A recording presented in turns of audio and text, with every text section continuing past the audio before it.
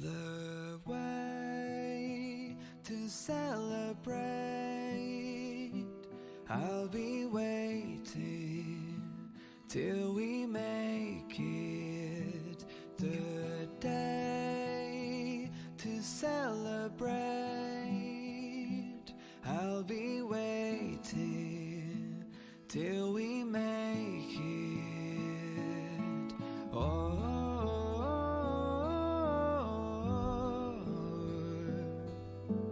we will see. Come with me, take the journey.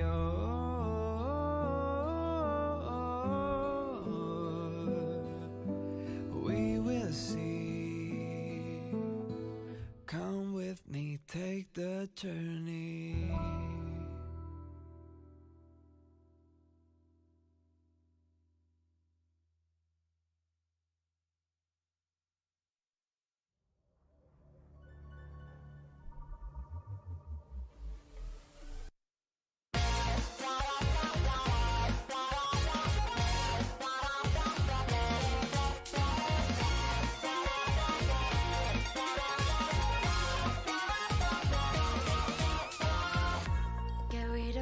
From the rusty time, those years. Don't stay in a daze looking for a sign. Start and try. Run across fields of ice, but hidden in starlight. Be well aware of roads we've gone by. Put yesterday's aside, meet the future head on. Now trailblazers keep credos in mind.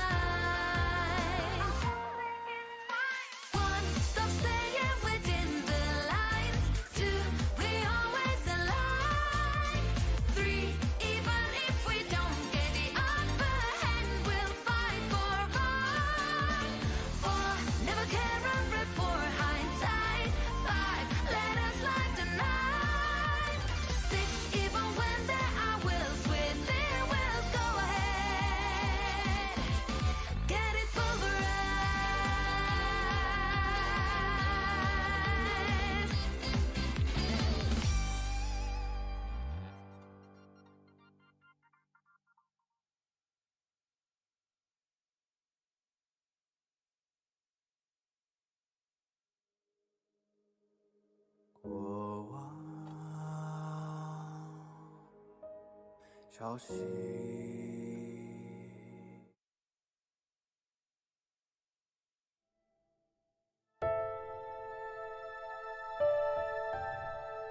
风柔日薄，春犹早。夹山乍着，心情好。睡起觉微寒，梅花鬓上残。故乡何处是？忘了，除非醉。哦，茶点时间到了。不加速，也不推迟死亡，生命总会枯萎。周而复始，万物本质如一。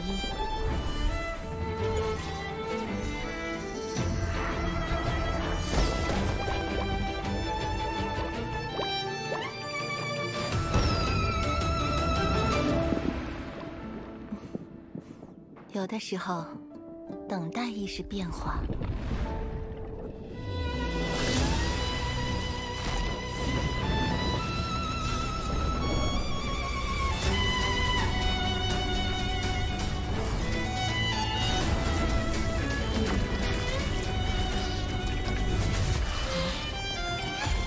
超出预想的成果。生命里的每一片花瓣，无论何时盛放，都会有被风吹落的那一天。别害怕，至少你们仍有研究的价值。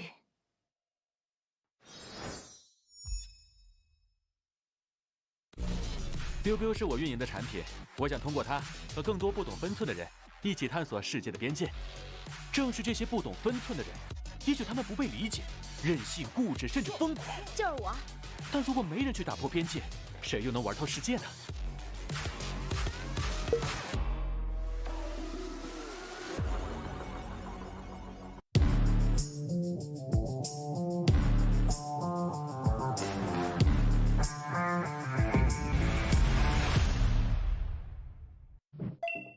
大家好，我是星际争霸2世界冠军李培南。作为职业选手，每天大部分时间都是在电脑前度过。每次训练结束都会有不同程度的腰酸背痛，所以我们对电竞椅的要求都非常严格，能保护腰部并且坐感舒适，成为我们挑电竞椅的重要指标。我们一直在用的傲风电竞椅就完美做到这一点。升级的锥背小弹腰有足够的支撑力，并且上下前后都能调节，坐着很舒服，非常适合大家玩游戏的时候使用。不论用什么姿势，正坐、靠着、躺着。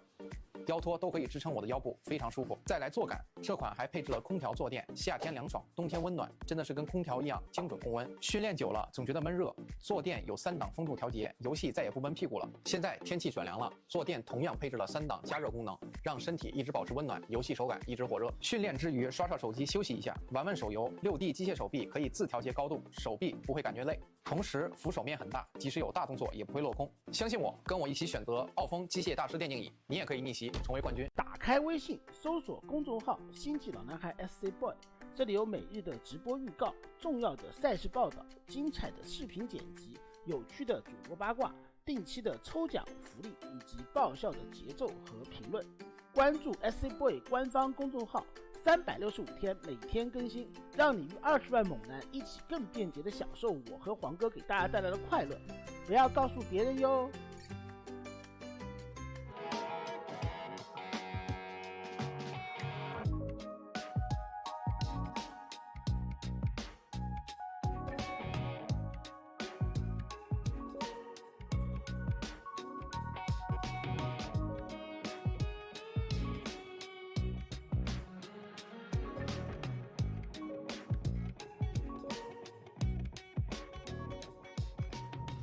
And welcome back, everyone. Welcome back. We just wrapped up with ESL Open Cup Asia number 210. We just wrapped up with a great finals between Beyond and Solar. But now we are here to get into another broadcast, into our next tournament. Masters Coliseum 7 is continuing day after day after day. We just wrapped up yesterday with the first round, with round 1 of Masters Coliseum. We are here in round number 2. We're here to have a look at some of these players that have been having a better start here. Both Classic and Hero won their initial series. Now we're diving into a PvP, and spawning in the top left-hand corner, we have Classic for Twisted Minds. And in the bottom right, we have Hero for CranKy Z Gaming. Let's go. It's going to be a PvP between Hero and Classic. Again, they both did well for themselves already in this tournament. So they both have had a very strong start. And we'll see if they can continue that reign. Big shout out to the sponsors as well for providing for this tournament, for allowing this event to occur, to happen. And quickly just double checking here. Yes, it was Hero, he 2-0'd Bunny yesterday, and Classic 2-1 Solar in day 1 of Masters Coliseum. So both Classic and Hero, they won their first series, and now we're diving into a best of 3. Into essentially a quote-unquote winner's match. A winner's match between the two of them. Neither one has dropped a series yet in Masters Coliseum, but that is soon about to change. Meanwhile, so far, standard openers, it is going to be a double gate here from Hero, double gate at a Classic as well. No one is risking going for a gate expand. No one is that crazy. No one is that wild. Not yet. Also, a big shout to everyone in the chat. I do see that Terran Lord, Emperor Fubel, Senju, Keita, Pigeon Wrench, welcome everyone. Also, big shout to Chicken Man for giving us a raid towards the end of the broadcast. Thank you so much. Hope you had a great, we had a great cast together, so thank you so much for the raid. Get some sleep, Pappy, get some sleep. Get some rest. Buenas noches. Oh, as Hero opted to go for a hidden pylon out on the map. Now, it is still technically on Hero's side of the map, but it is hidden, and Classic is unawares as to its location. He knows that the pylon is missing, doesn't know where it is, doesn't know if it's going to be a committed proxy. Now, that pylon isn't a bad location for a proxy Stargate, for example, but we'll see if that's kind of where we go. We'll see if that's the direction we do take. As we have double adept opener from Hero, double adept opener out of Classic. And there it is, proxy Stargate. Let's go. Let us go. The Stargate is going to be on the way. Now, this is not an all-in. This is a way to get ahead in the economy. This is a way to get ahead economically, to try to catch our opponent off guard, to try to cripple the worker count. Meanwhile, Classic responding with a robo. Ooh, he believes it's an all-in. Classic with a robo opener is very safe. It is amazing against something like a proxy, a committed proxy like proxy robo or proxy 4 gates. So a very safe play out of Classic. And behind this, Hero should be expanding. Hero should be transitioning. We'll see if he can. We'll see if he can get there. For now, Adepts a shade across the map from both players. And Classic, can he get eyes on the proxy? It looks like up. He barely can't. Oh, he barely is out of range. He doesn't see the pylon. He doesn't see the Stargate. He is in the dark. We fully wall off. Hero, he defends back at home, and he is moving out with that Oracle. Meanwhile, Classic is transitioning into a one-base all-in. He throws down a third gateway, starts up a Prism. He opened up Robo, and now he's making use of that. So one-base all-in at a Classic. Hero should be looking to expand, but oh, he's going Phoenix. Oh my god, really smart move. Phoenixes are a really good way here to disrupt something like Immortals and even Prisms. The Oracle goes in, and we are having our way with the economy. 4 probes go down, and the Adepts get in! No, the Adepts, they shade into the main base probes. They're falling left and right. So much economic damage being done. 7 workers do go down, and we shade the hell out of there. Oracle races back home as well. Hero, he confirms the all-in, and Classic, his economy is that much more stifled here in said all-in. Hero responding with his own Robo for his own Immortal production to keep up with the Immortals of his opponent. Good juggling at a Classic. He does minimize some of his losses, but there's still the Oracle to threaten that base. With the Phoenix as well, we can, of course, focus down that Prism. We can help crowd control the army. Oracle threatens a dive, but we don't commit this time as Classic is amassing an army and moving out across the map. Hero, how much does he have at home to defend? Quite a lot. He's got 5 Stalkers. 5 Stalkers with 2 Phoenixes. He has more than enough to swat this away. Does take a volley to the Phoenixes. And again, we can micro. We essentially have Blink with the help of that War Prism. So Classic, he has more micro ability with his army. He's rebuilding his worker counts. Meanwhile, the first Immortal is on the way for Hero. With the arrival of that Immortal, that again, we can shut down the army. Stasis Trap here into the main base. Big Stasis Trap covering half of those workers. We're picking up some of these Stalkers. Classic gonna try and force his way in. Does try to, but again, Hero in position. Does come in with the Immortal Shield Battery still on the way. It's still in production. Classic gaining some ground. But this Immortal, it has arrived. We get a warping of reinforcements. The Immortal will fall. The Prism gets picked off. With the death of that Prism, that's the death of the all-in. GG gets called, and Hero takes game number 1. GG, well played. A solid game 1 there at a Hero. Again, just going for a fake, or I say fake proxy, going for a proxy Stargate, scouting, confirming the all-in that's coming his way, crippling the economy of Classic, and just shutting that push down. Really well done out of Hero, very well executed. We'll see if Classic can fight back. Hopefully he can as we get ready for Game 2. Game 2 on Golden Aura. Now, I expect this series to be very chaotic overall. I expect us to have quite a lot of twists and turns to this PvP. Again, both Classic and Hero are very aggressive by nature, so I don't expect a long one. I do not expect a long game here, or a long series. Let's go. A solid win for Hero. But can Classic fight back? I want to believe he can. I want to believe he can.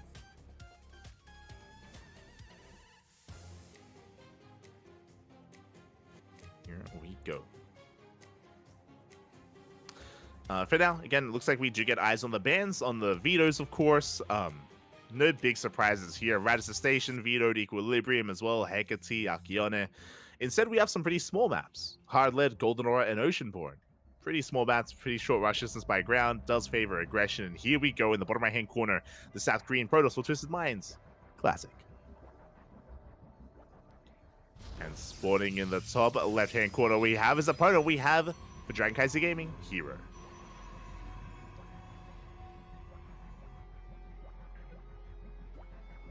Here we go.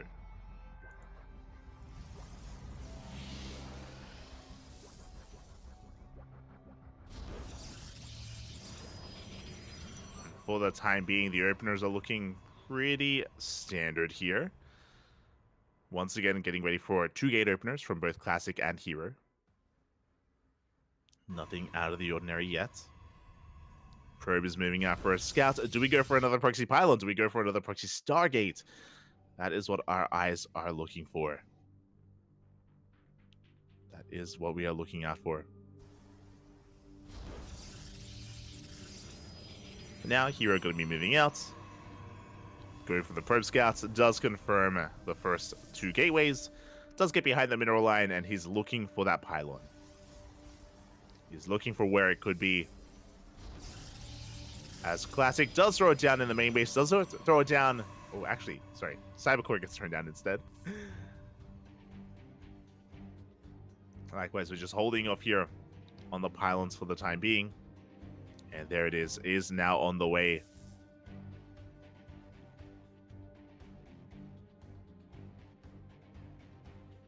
Everything is looking as it should. We see Classic throwing his down hidden out on the map, so he does fake a proxy. Classic does fake a proxy pylon. Meanwhile, Heroes is in his main. Classics is in his natural. So a bit of mind games out of Classic. Trying to fake out Hero and trying to fake out a proxy and fake out an all-in. Hero, meanwhile, doesn't take the bait. He's going to be going double Adept. Bold move. Double Adept opener out of Hero. With this, he's going to be looking for economic damage. Hero opening up Stargate as well.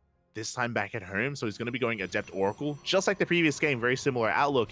He's looking for worker damage. He's looking for probe kills. Let's go.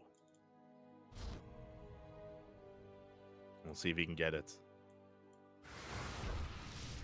Ooh, as Adepts, they do move out. They do manage to catch a probe out on the map. Good pickup. Likewise, we have a Robo in the main base.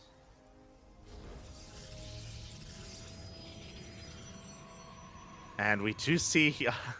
okay, so Classic is expanding. Classic, he's getting into an economic game. Meanwhile, Hero's going for one base all-in. He goes for a Robo followed by that... or going for the Stargate followed by the Robo. Hero is going to be doubling down on aggression. He's going to be sending it.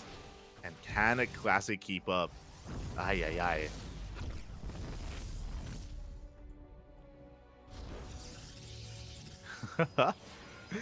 Hallucination comes in for a scout. We do get eyes on the expansion. We do get eyes on the Robo as well. Big scout from Classic.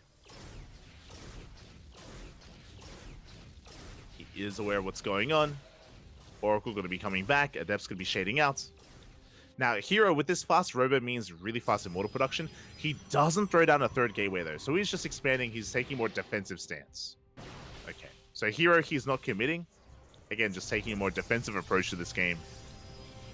Adepts, they do threaten a shade. Classic going for a Twilight Council, going for a Blink Stalker opener. Standard play out of Classic. And Hero is going to be relinquishing map control soon. Once we get into Blink Stalkers, Hero can't really do much for map control. He's stuck at home building up Immortals. Hero will be safe, but won't be able to be too active. Meanwhile, Stasis Trap in the main base. Oh my god! No reaction! No reaction from Classic, and a massive Stasis does go off. Ay, ay, ay.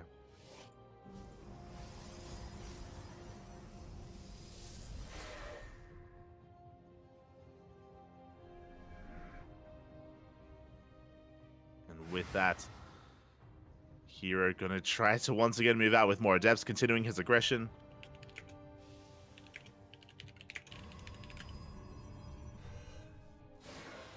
Does continue his aggression here, as he's just still building up that Immortal count, still just having a solid stance back at home. And the game will progress, will continue. Overall, Classic does have the higher worker count because he did expand a little bit faster. The pressure is still on Hero to kill some workers to make up for his lack of economy. Let's say shade in. And they pick off one worker, another Sage Trap in the main base. It looks like it will go off. Oh, barely saving the Oracle. Oh my god. The Oracle does barely survive. We don't get much damage done though, as the probes do make it out. Classic maintaining his 37 worker count compared to the 35 of his opponent. He's up two probes. Meanwhile, Hero, how many Immortals do we have? We have 3. Okay, that's a lot of Immortals. Soon to be 4 Immortals for Hero. Here we go. Hero is going to be pushing on the right-hand side. He does spot the army. He's aware that Classic's out of position. We could end up in a weird base trade. Uh-oh. We can recall.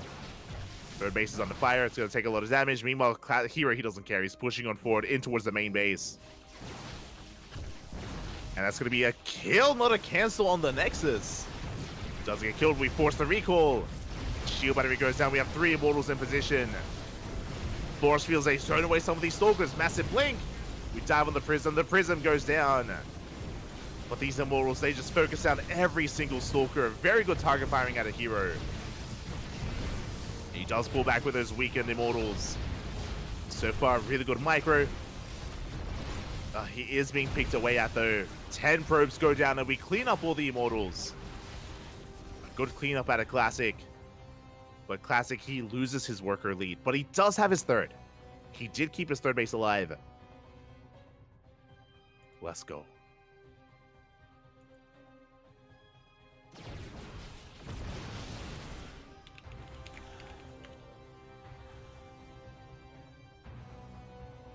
As we have a Hero moving on out. Just forced to retreat, forced to stay back at home. Classic. The pressure is on him to do some counter damage. Once again, the Adept Rush just doesn't end from Hero. He doesn't stop.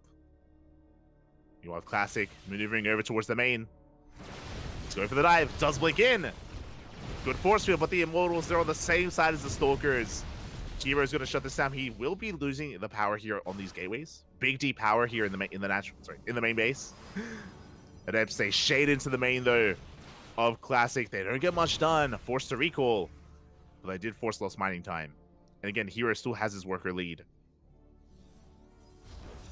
Classic looking for a way in. Rotating over towards the third. Again, Classic did catch up in workers. Void Ray on the way? Hero just doubling down on Void Ray Immortal. I mean, it's a very hefty army. Like, it's a death bull of an army. Not the most mobile army, but has a lot of DPS, has a little firepower. Let's go. Classic. Rotating back into the main base. This time with some sentries and stalkers. Ooh, but the Void Ray. The Void Ray is here. This is going to be a big loss. Classic has to get the hell out of here. There's no way out. Classic going to try and recall. And can he escape? Up. Oh, he barely will. Phew. A clutch defense there. A clutch recall by Classic. Does escape with that Prism. Here we go. Hero pushing through the center of the map. Again, he might not have Blink, but it doesn't matter. He has Immortals. And that's a lot of it. He's got 4 immortals with his army, plus Void Rays as well. What he lacks in finesse, he makes up for in just brute force.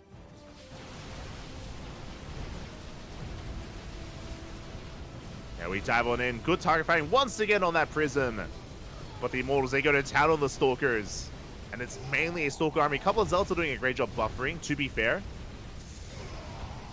That one Immortal barely does not go down. Good kiting here from Hero. Void Ray is going to fall. We have another wave of reinforcements on the way. But Hero, he does keep every Immortal alive. I'm impressed. Every Immortal does survive. Hero going to be pulling back. Glaives on the way from Hero as well. Who needs Blink? We have Charge and we have Glaives. Let's go. Depth Harass continues.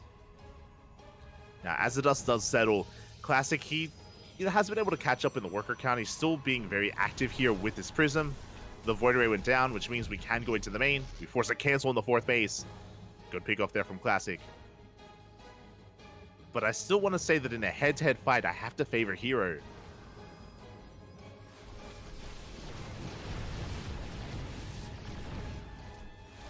As he just chunks away at that army. Cybercore still unpowered. Not that important, but fun to see. As Classic, he is swatted away from the main. Hero once again being assertive here on the left-hand side, pushing across the map. Classic taking his 4th. Hero instead doubling down on his army. Glaives about to finish. Still with those 5 Immortals. And the armies once again are going to miss each other. For like the 3rd time this game? It's crazy. We're going for a base trade. Here we go. We rock up here at the 3rd base. Every single worker is going to be going down. And we shade into the natural. At the same time, Classic pushing into the natural base of Hero. But he is late. He is late to the party. Late to the base trade. Gateways are being depowered. And Hero, he busts into that main. Likewise, so is Classic. Diving into the main himself. You can see Hero focusing on these pylons. Pylons are being focused down. Hero trying to desperately warp in as well, but both players are they're supply blocked. Both players are supply blocked. But Hero, he's got bottom left. He has the gold. He has a gold base on the way. He denies the 4th, chasing down some of these probes. It looks like Classic will evacuate. He will survive with some of those workers. And Classic, he does throw down a backup Nexus on Hero's side of the map. So both players have a hidden base. Classic is on the hunt. He's looking for that Nexus. Yeah, he does send a couple units towards bottom left. He's on the way. Meanwhile, the main base of Classic is being cleaned up completely. And again, in a head-to-head fight, I have to favor Hero if he fights with the Immortals. If it's only Adepts, that's a different issue. It's a different problem.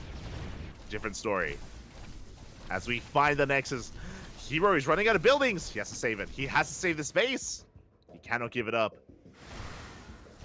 The Adepts, they have arrived. Oh, the probes have to be careful not to engage.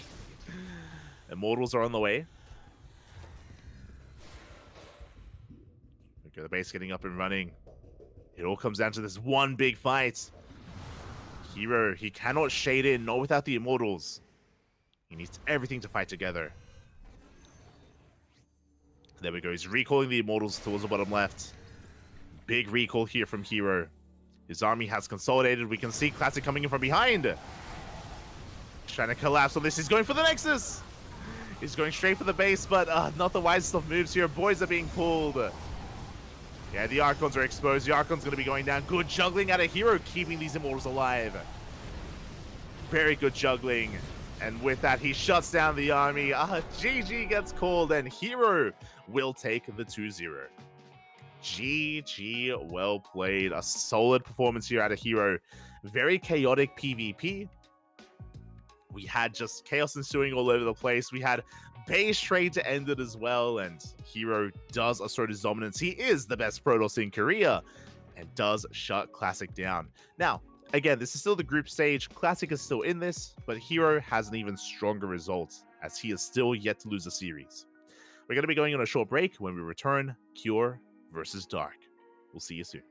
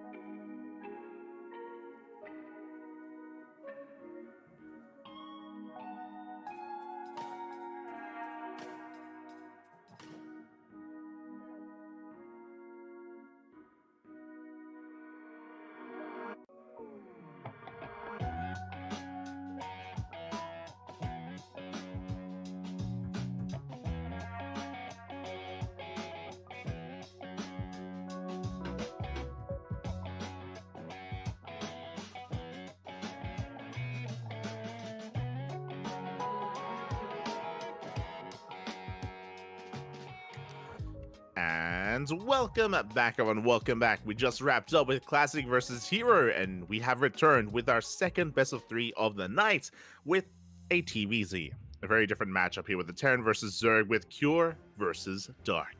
Let us go. Again, we just casted Dark in the ESL Open Cup Asia earlier today, a couple of hours ago, where he got knocked out by Shin in a ZVZ, but there's a different matchup. And Dark usually thrives here, especially against Cure in the Zerg versus Terran matchup instead. We'll see if he can do so. Again, we do have some recent news. As of less than 24 hours ago, Dark is a free agent. He is no longer on DKZ. He is no longer on a team. He is teamless. And I hope he's still motivated. I hope that he still has that fire under him. I hope he's still looking strong. I know he is, of course. He's still in form. But I hope that the lack of team isn't going to demotivate him from competing and striving in this tournament. For those that are curious, I believe Dark is soon to start his military service, which is a big reason for the contract not being re-signed. From my understanding, I believe Dark is going to be going to the military relatively soon, but we'll see. We'll see. It's possible that he may opt to join another team, especially because Dark is going to be a part of IEM. He's going to be a part of IEM Katowice, so he may still look to represent a team just for that event as well. It's possible. It's possible. As IEM is around the corner. Not just that, there's also Gamers 8. I don't know if Dark can travel for Gamers 8, but IEM, I think, is confirmed. CranKy Dark went. Don't have the money for it, Poppy. Don't have the money. One day, Poppy, one day. We'll be able to sign some big players again. Maybe one day. Right now, though, we're getting ready here for the ZVT, and we are diving into game number 1 on site Delta. And spawning in the bottom right-hand corner, we have our Korean Terran for Team Liquid, Cure. And spawning in the top left-hand corner, we have the South Korean Zerg player, currently teamless. It is Dark. Here we go. And as we settle into our next series, a big shout out to our sponsors, a big shout out to Doyu, Honkai Star, Tidal, Autoful, and Pew Pew. Big shout out. Without them, this event would not be possible. This event would not be as high profile as it is. We have the best of the best players in the world in Masters Coliseum, and we are going for a proxy 2-Rax. Let's go. We saw a lot of this already. In the finals of ESL Open Cup Asia. If you were here for it, you would have seen so many proxies here from Björn at least, and Cure is going for proxies of his own. It's going to be a proxy 2-Rax. Not the most committed proxy here. This is just designed to apply pressure to maybe force an overreaction and kill some workers. We'll see how Dark responds. We'll see if he's able to piece this together. Again, it's a 2-Rax, not a 3-Rax, which means Cure should be transitioning behind this and expanding behind this once he does deal the damage he's looking for. Oh, never mind. That's going to be another SCV moving out. Is he faking out a 3-Rax? I love this. Okay. Cure. He's going to be coming in with 3 SCVs, making it look like a 3-Rax when it's not. He wants to force an overreaction. He wants to force an overreaction. The mind games are real. Oh my god. And Dark, he may opt to go for a Roach Warren. There we go. Bunkers are on the way. They're being thrown down in position. Dark back in the main base. Looks like he may be getting ready to pull the boys, but we have a full wall. You cannot stop these bunkers. They're going to finish. And there it is. Roach Warren's on the way. This is dangerous. Okay. So, a couple of things. Because Dark, he's essentially giving up his natural, which is okay against a 3-Rax, because 3-Raxes are that much more committed, and the transition is that much more delayed. You can get away with losing your natural base. Against a 2-Rax, this is going to be too much damage. This is going to be too much damage being done here. Getting so much value, Cure is, as he goes for the hatchery. Again, Dark just going to be going for 1 base Roach as a counterattack. We're getting ready to counterattack, and Cure, he confirms. Big scout from Cure. He gets eyes on the Roach Warren. He's aware. And he goes for the dive onto the Queen. The Queen goes down. The Queen falls. The Lynx as well. We go for another Queen. Already a really good trade here for Cure. And he should be throwing down a factory behind this. We'll see if he does. For now, chipping away at the hatchery itself. Down to half HP. Less than half HP. We have SCVs to repair. Additional Marines are rallying in. And the hatchery will fall. And this is already a big win. Like, this is already a lot of damage being dealt. And there's that transition. Curie starts up the factory back on his side of the map. As he's still rallying everything in. And yeah, now he's rallying back home. So Curie's ahead. Curie is ahead from this point. If it was a 3-racks, then things would be even. And Dark is going to be so committed to the counterattack. CC is on the way back at home alongside the factory. Ravagers are coming out just so we can break free. So basically, Dark has to break out of these bunkers and then has to go for a big counterattack and then has to try to punish his opponent or basically go all in. Like, Dark is pretty all in at this point. He's being forced all in. And Kira back at home is chilling.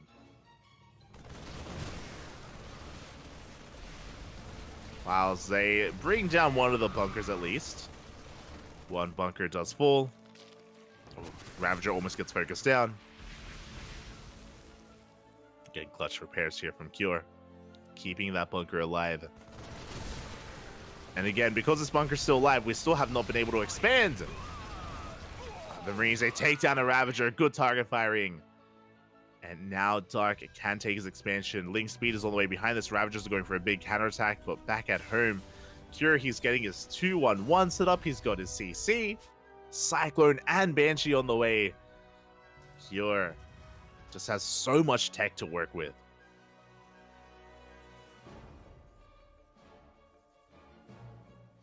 So much, man. And what can we do from here?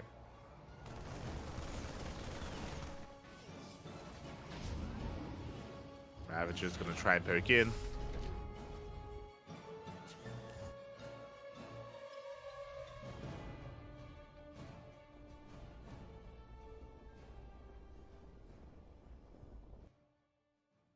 And yeah, from here, I mean, from here, Cure, he can just take that natural base. And he's already got his Cyclones out. He's already got the Banshees to counterattack as well. How many Queens do we have? Do we have any detection? I mean, thankfully, there's no Cloak. There is no Cloak here for Cure. But he's already working on a 3rd CC. Like, Cure, he has the better economy, and he's getting further and further ahead in said economy as well. Now, this isn't all dire news for Dark. Like, he has the potential to come back, but he needs to pull off something crazy. Something like a 2-base all-in, right? Where you cut workers at like 50 or cut workers a little bit earlier and just try to break your opponent. Maybe having a really good engagement, a really good surround, and cleaning up the army. Something has to happen here for Dark. Otherwise, he is just strictly behind.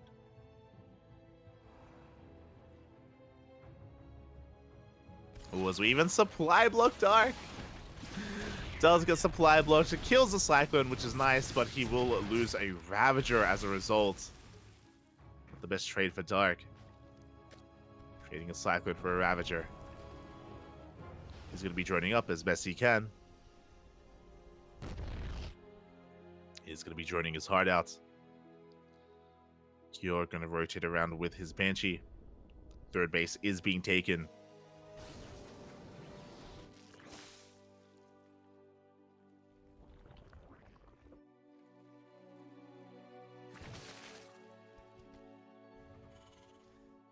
And the game is going to settle from here. You can see that Dark, he isn't massing links. He does have link speed, but he's not massing up an all-in. He's just droning. So Dark is trying to recover. Cure, meanwhile, is just extending his lead, getting into a 5-rack setup. 5-1-1 on 3 bases. He's already got 1-1 on the way. Double Evo Chamber just now thrown down for Dark. I like the infestation bit. This is good. Like, Dark rushing into an infestation bit, rushing into infestors, or rushing into a hive is a way to come back in this. Is to just take up very quickly and try to get away with it. But Cure is already pushing. Cure is already moving out.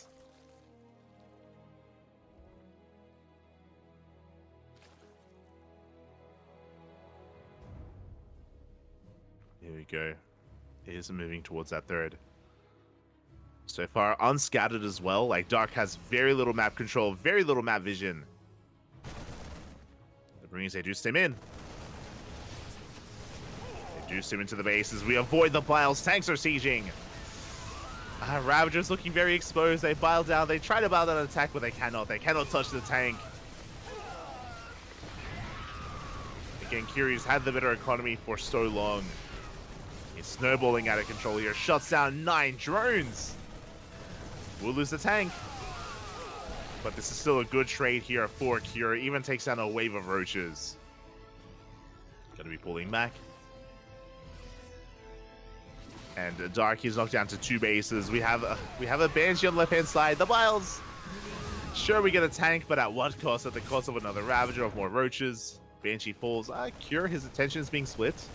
Infestation bit is done, but we can't really make use of it. We can't rush into a hive right now, or we haven't been able to make any infestors. Dark doesn't have the freedom to.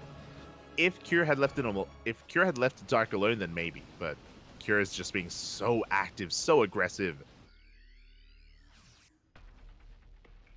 Infestors now on the way. We have potential for some big fungal growths. There is potential.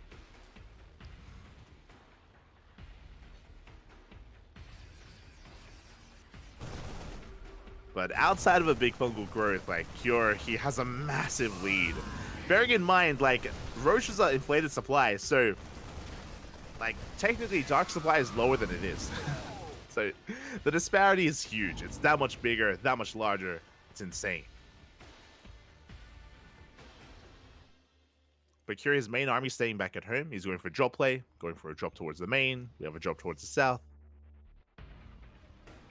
And just trying to keep Dark honest.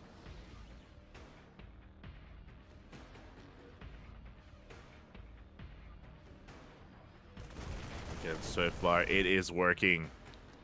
Pushing right through the center. So again, as I mentioned before, like, Dark being down in supply does mean that if he can get one really good fight, one really good fungal, if he catches the Marines out of range of the tanks, then maybe he can take this. As we do have a good concave. Again, he's hoping Cure overextends. He's hoping that Cure is maybe overconfident. That's the hope, at least.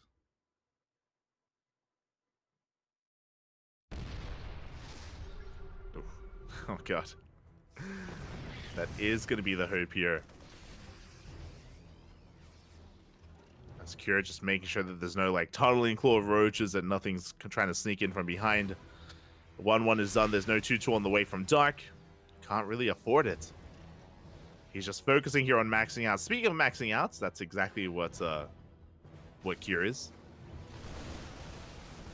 He has maxed out here. Here we go, pushing forward. One Bile. Oh, the Biles, they do take down one of the tanks. Fungal does connect. Dark trading as best he can. Doing whatever he can to hold on. So far, he is holding. Oh, Fungal once again. But the pre-split is too good. Like, the Fungals are only connecting with a handful of Marines at a time. We're being so careful to overextend. Just a delicate push here from Cure. There we go. Forcing his way forward. Losing a couple more Marines here and there. It's bleeding out a bit. But the tanks are encroaching on the army. Another tank goes down. Dark trading surprisingly well. Like, mainly with a Ravager army. It's mainly Ravager here from Dark. We see the tanks just slowly leapfrogging forward. Dark now taking a supply lead. Biles going to be connecting. He comes in for a surround. Big Biles here on the tanks. And it looks like he will collapse on this army. He will clean up every single tank and every single Liberator. Whew. Dark will force this back. And he gains a bit of momentum. Again, Dark still is all in. He doesn't have an economy. Dark, he cannot replace this army. Not easily. Like, Dark needs to do more than just kill the army. He needs to get across the map. He's trying to. But there's a planetary. There's a planetary in position. Roach Ravager trying to push in, but again, we are just not trading well. And GG gets called. Dark, he runs out of steam. He cleaned up the army once, but that's all he could do. And with that, Cure takes a 1-0 lead. Oh, does take a 1-0 lead. Again, it was a very strong start. From the beginning, basically, like Cure, he went for a proxy 2-racks, and he achieved so much with the proxy 2-racks, more than even he had hoped. And from that moment, he had found himself with the lead, and he held on to it, ran with it, and extended it. And Dark was just trying to desperately to fight back from that position, but it was just a little bit too much to overcome. Like, taking a big loss that early on is so difficult to surmount in StarCraft. Early leads can snowball very quickly out of control. Like, the early game is pretty important and pretty impactful, and in the end did go the way of Cure quite heavily. But now we're getting ready for our next game. We're getting ready for game number 2, and we can fight back. We can bounce back here. It's a series. The scary thing is, this is a best of 3. There aren't a lot of games to work with. There aren't a lot of games to work with here, so we'll see. We'll see if we can pull this off. We'll see if we can fight back and force the ace match. I want a game 3. I want us to go the distance here, but it's not on me. It's on our players. It's on Dark. Game 2 going to be on Solaris. Solaris will be our next game. Again, has a lot of speed zones, has a pretty decent amount of bases, though. We have seen a lot of late game on Solaris, a lot of 4, 5, 6 base setups. We'll see if we go that way again. As spawning in the top right-hand corner, we have the Korean Terran for Team Liquid, Kior. And in the bottom left-hand corner, we have as opponent, we have the South Korean Zerg player representing himself. It is Dark. He's currently teamless, but still an amazing player. He's still a terrifying Zerg, and one of the best Zergs in Korea, of course. We'll see if he can bring it back. See if he can. For the time being, we do have our racks here on the low ground. So Cure opting to go for potentially a 2-racks. 2-racks opener out of Cure. Meanwhile, Dark going hatch gas pool, going for a standard opener.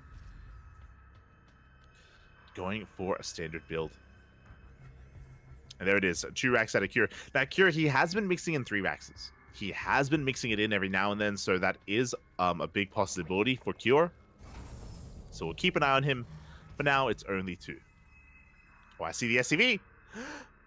And there it is. There it is, the 3rd racks. As we mentioned, as we did just mention, Cure, he has been mixing it in. Before, it used to only be Byun. Byun and Maru, they would be the only ones in Korea who would mix in 3-racks, but so has Cure. In recent weeks, he has been embracing this.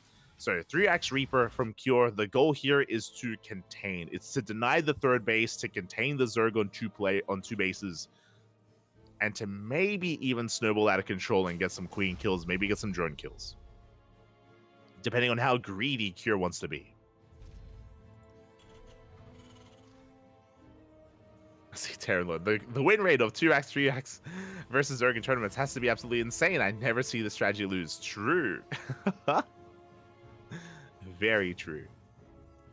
100% win rate so far tonight. In East-Asia and in Masters Coliseum. Not wrong, Terran Lord. But here we go. We do see the Reaper getting across the map, going to be dancing with these Lings. Dark with the Overlord Scout, he did confirm the 2-racks, he's aware. He's aware of at least 2-racks, is still in the dark as to the 3rd.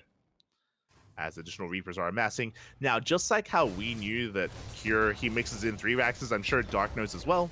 Dark has been on the receiving end of it, so I'm sure that's in the back of his mind, as additional Reapers are in production.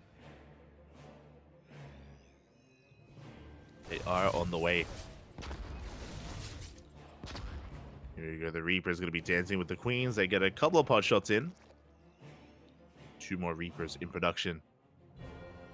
3 more even.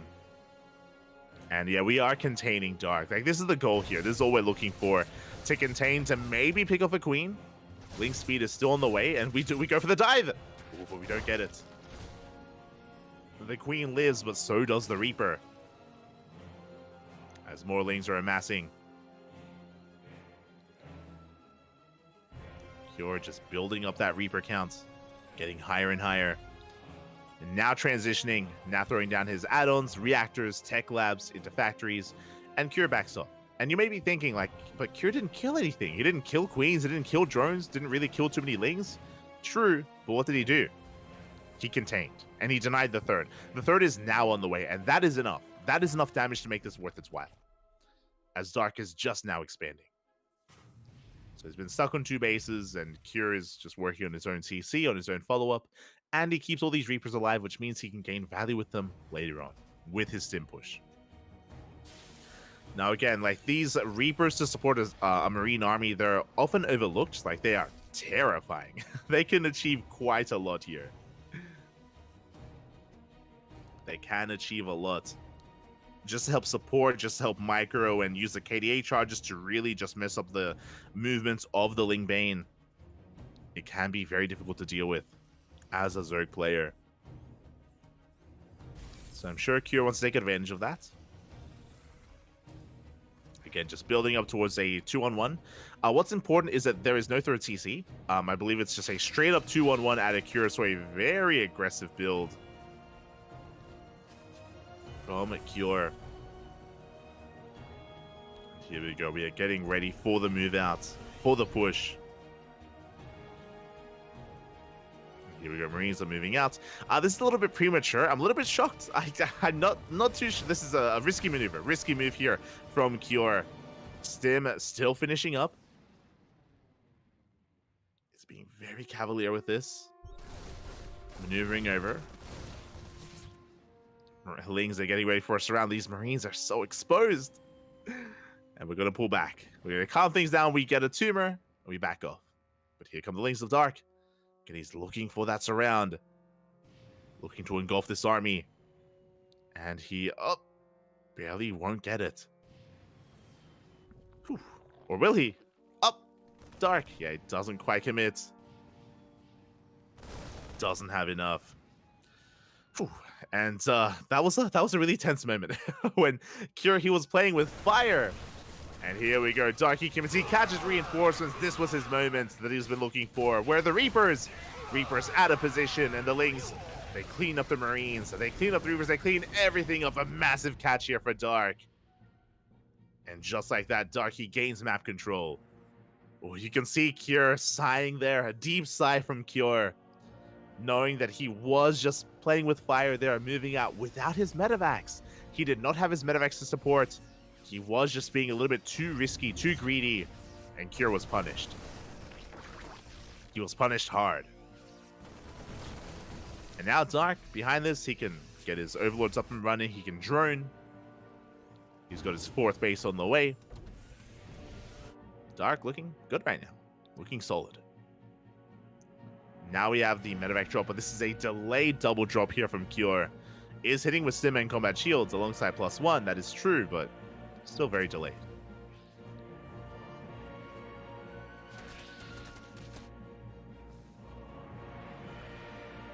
Still very delayed here as we have the drop going into the main. Queen's getting in position.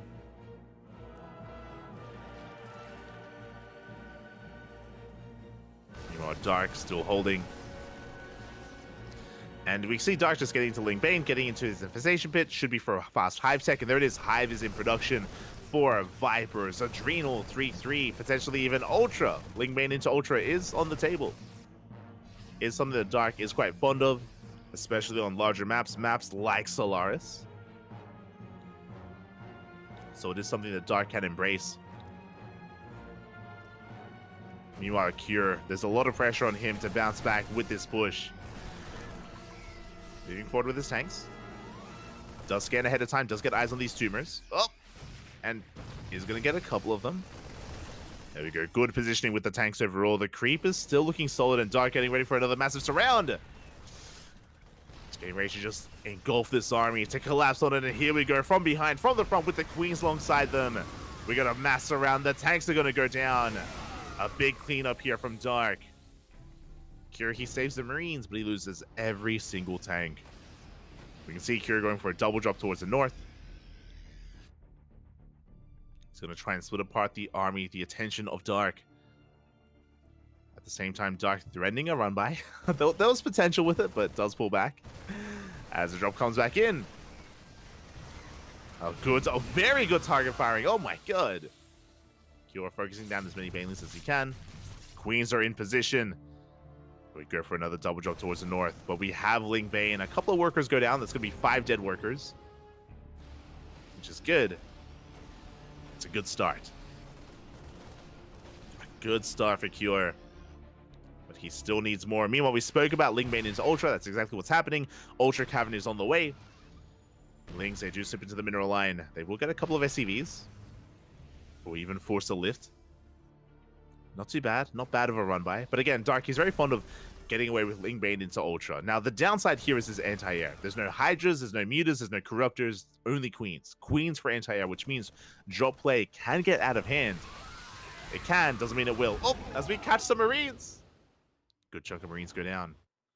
Kiora not quite paying attention or was a little bit distracted. Again, Ultra Cavern is about to finish. With this, we can get into kind of splitting, Ultra Speed.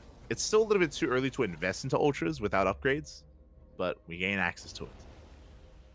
Now, once we get into Ultras, we should be working towards Vipers, and that's going to be our anti-air. Basically, parasitic bombs. That's what we rely on to deal with medevacs. There it is. 2 Vipers are on the way.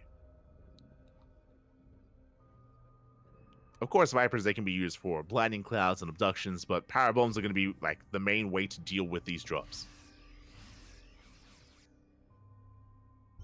One of the only ways.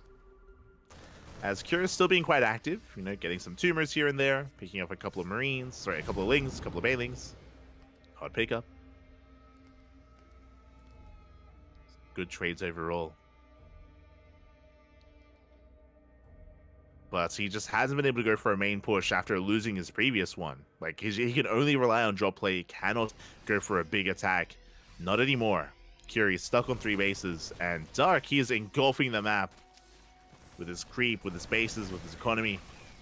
Oh! Oof. Oh my god. Decent mine shot. Now, Dark, he could do with more drones. I will say that. He's only on 70. We should be getting up to 80. Like, the worker count here is a little bit lackluster for Dark, as he's still just trying to expand and take another base. And there it is. 6 more drones on the way. Dark is maxing out the better economy. We're mixing in a couple of Ultras. We have Ultra Speed in production. Kind of splitting already done. Here come the power bombs that we spoke about. Again, it's really the only way that we can deal with these drops. And we do end up killing one of the medevacs. One medevac does go down. Top left, we do have some borrowed oh my god. Some borrowed Banelings. Let's go. Ultras come in. Force back the drop. 3-3 on the way. And again, there's been nothing pressuring Dark from pushing in. Like, he already was comfortable after shutting down the army earlier. So Dark, he's just chilling. Just chilling, droning up, getting up to Hive Tech. Like, there's no reason for him to push into the 3rd or the 4th. The 5th is a different issue. Like, once Kiora tries to take a 5th base, that's when the onus is going to be on Dark to deny that. But until that time, he can chill from here. And once he's maxed, then he can try to push in. And here we go. We're going for it. There's 1 tank in the back. Sorry, 2 tanks in the back line. A couple of Widow Mines. Gets a couple of pickups here and there of Marauders. Marauders and Marines. See, we're just waiting for reinforcements before we collapse in this position. Here we go. Darky pulls the trigger. He runs past the army, coming in with the Lings and the Banelings. Ooh, massive mine shots, though. Big connections on the Lings, but it looks like there's just far too much on the ground. And we break into the mineral line. Kiora out of position with his Marines and Marauders. We get a contamination on the orbital. And we collapse on the army. Only 8 SVs go down. Some of the workers do survive, but the Lings, they get into the mineral line. CC does land. Not the best trade from Dark, I'll be honest. I think he was hoping for some more damage, but he did reset the tank count. He reset the tanks. He delayed mining. Dark can remax. But again, not the best trade from him. It's going to take a while for him to rebuild. Again, a big reason why it wasn't the best trade is also because Dark doesn't have the best economy, the best bank. He's got 79 workers. He could do with more drones. Especially with how he's going to be trading here. With how much he's going to be throwing away. Making 4 ghosts at a time. We do pick off a couple of queens. Not bad.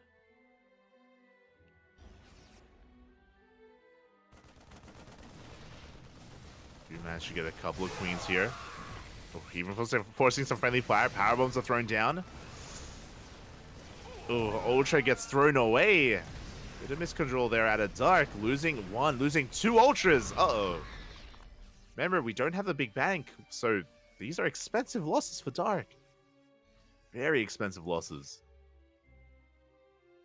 Ay, ay, ay.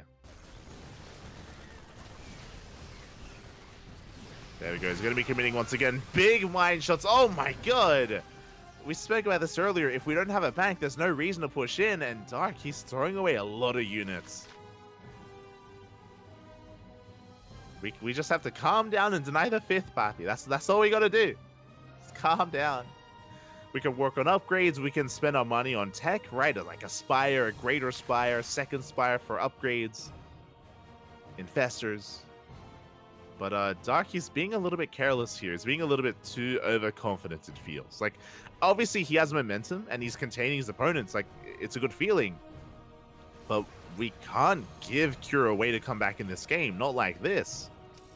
Meanwhile, from the side of Cure, he's maxed out. Like, Cure, he has weathered the storm. He's been absorbing these blows, like, back to back to back. He's been trading well defensively, having some really good mind shots, really good trades overall. And now he takes a 5th. And this should have been the moment where Dark comes in to deny that 5th or to push into another base because Cure is spinning himself thin. But Dark is still maxing. He's still maxing out after losing quite a lot earlier. Now he gets eyes on the would-be 5th base. Again, Dark, he knows he cannot let this get up and running. We do have some Dropper Lords. Here we go. We'll see if Dark can deny this. He should be able to. That's a lot of Banelings, and the Widow Mines are not quite in position. Oh, massive Doom Drop into the main. Lings are headed for the main base. So the goal here is for both these to hit at the same time. And here we go. We come in on the right-hand side. CC does lift. Banelings roll in. But it looks like the tank does hold on the high ground. Meanwhile, as we distracted the main army, here comes the Doom Drop. No turrets. No turrets in position. We're not ready for this. And the production is about to be camped. At the same time, Ling run by here into the 3rd. Ooh, forcing friendly fire. Yeah, the picture-in-picture. The tri-pronged attack. Banelings denying the 4th base. Lings into the main, camping the production. And we had Lings pushing towards the 3rd. Oh, but it looks like Cure, he cleans this up without losing too much. He loses 6 SCVs. Oh, the Overlords are full. The Overlords are very exposed, and they're going to be shut down. Oh, Dark bleeding out a lot there. 2 full Overlords just got sniped. Every single Overlord gets sniped. That maneuver, not quite it here for Dark. And this is what I meant earlier, that we could take a slow and steady approach, but Dark, he wants to go. He feels pressured to. He's not taking up into Broodlords. He's going into Hydras. Meanwhile, it looks like he does find a base. There we go. This is what we wanted. This base was left exposed. The army was in the main base dealing with the Dropper Lords, and now we can push in. Dark trading very well here. The Banelings, they connect. They connect with the Ghosts. They connect with the Marines. And we break the 3rd. This is finally what Dark was looking for. 21 SCVs go down. Some of the production, some of the Ghosts. From here, Dark can remax. Dark, he will be losing his army, but again, this was much better than much of what we've been seeing. Like this, up until this point, like Dark has been having a really hard time trading, but this is what he wanted. Ooh, meanwhile, we do see Cure double expanding. Oh my god. This is a little bit much. Like again, Dark cannot let Cure get away with this.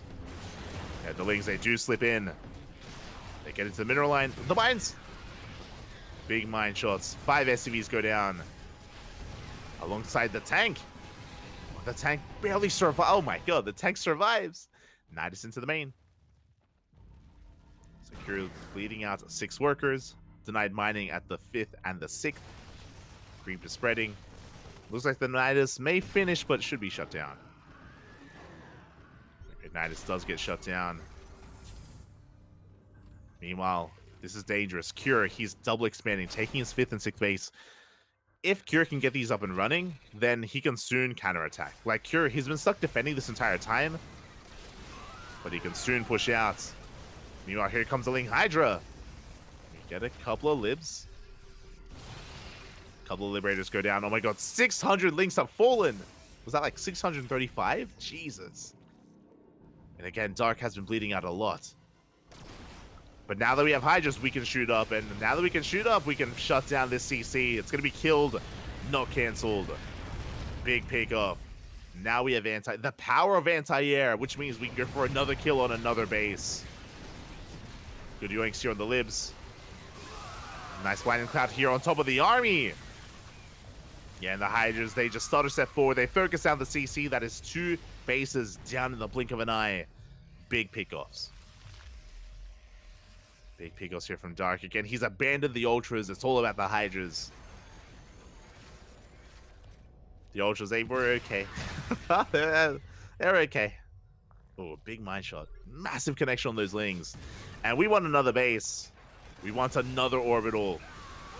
And we're going to get it. We just killed 2 bases, and can we get another? We can! It's just too much DPS, and that's going to be another kill on a CC. Cure just dropping bases left and right. Ling Bane rolling in, and Curie's just never quite in position. Now with all these Liberators, we have to respect it. The freedom has arrived. Dark has to back off. Too many libs. But again, because Cure was spreading himself thin, he's just been bleeding out so many bases. And Dark, he just has to keep bouncing back and forth. He's going for it. Catch some Marauders. Good powerbomb. Good split, though, from Cure. Cure is once again taking those southern bases. Dark should be rotating around, and there we go. We see another exposed base. There's 3 libs to defend, and 3 libs is not enough. Yeah, we're going for it. Oh, God, that's going to be another kill. The orbital goes down. That's what, the 4th base? As soon as we got into these Hydras, that's the 4th CC falling. And this is what Hydras are meant for. That's this. Can they fight against the army? A little bit. But, you know, they're here to kill bases, okay? And libs.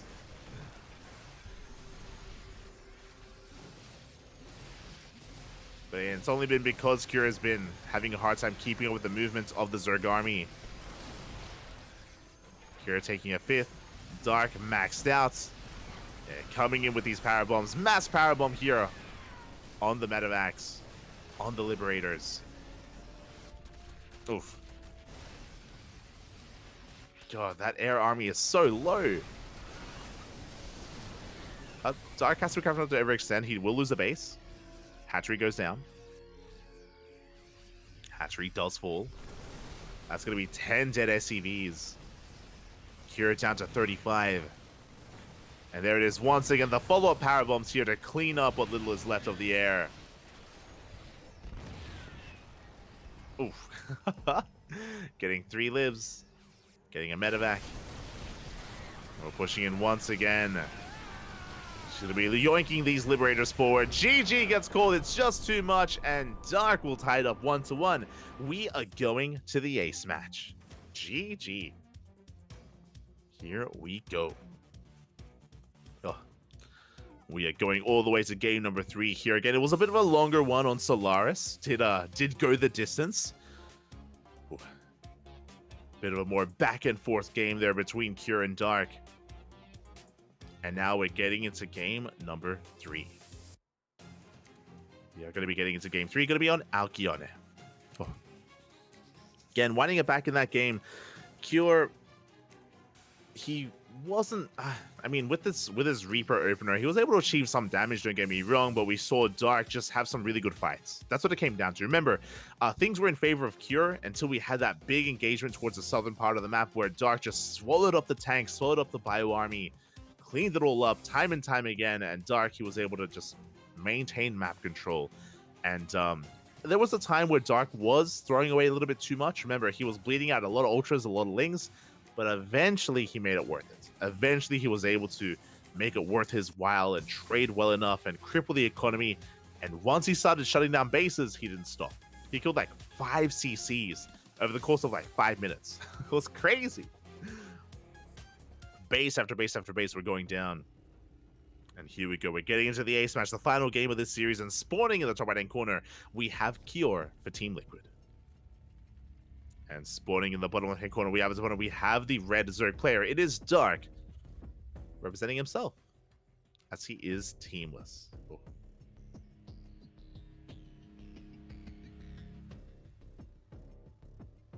And Dark, he is currently teamless, looking for a team. Cure, oh my god, where are we going? We're going for a proxy Rax, a proxy 2, proxy 3 Rax. Oh my god. Again, we saw Bjorn earlier today just have his way with Solar with just non-stop proxy 3 Raxes. And we'll see if Cure can do the same.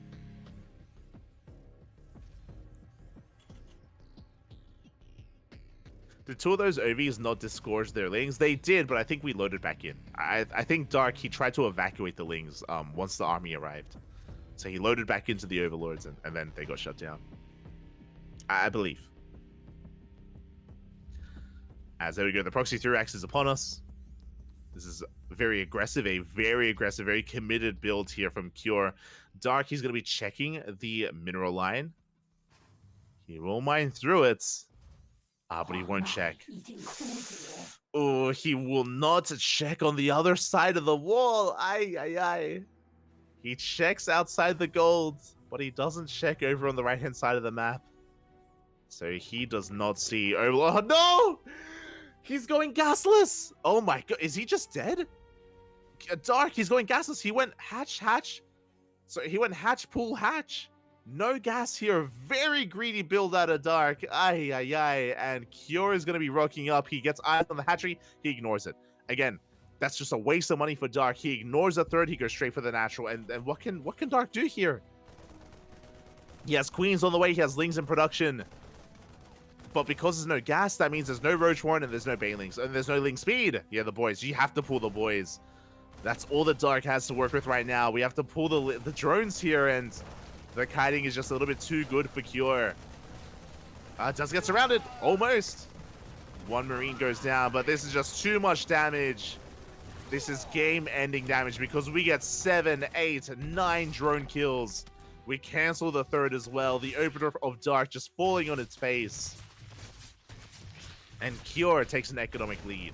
And Cure is not done. Oh no, he's going to repair the bunker. No. He's going for the queen. The queen does barely survive. The bunker's still up and running, barely. It's going to be shut down. Killed, not salvaged. But Cure has already achieved so much. Like, he doesn't need to keep pushing. He is, though. He's kiting his heart out. We'll be bleeding out a couple of Marines. Again, Cure, he's up in workers. He can transition out of this. He's still trying to force his way in, though. That queen is so low. It's oh so low. Now, again, remember, Dark still doesn't have any gas. 0 gas for Dark, so he cannot break out with Roaches. He cannot break out with Banelings or Ling Speed. He's stuck at home perpetually. Yeah, and Curie's expanding. He takes the CC. Like, that's the right call here for Cure. Curie's backing off. He's expanding.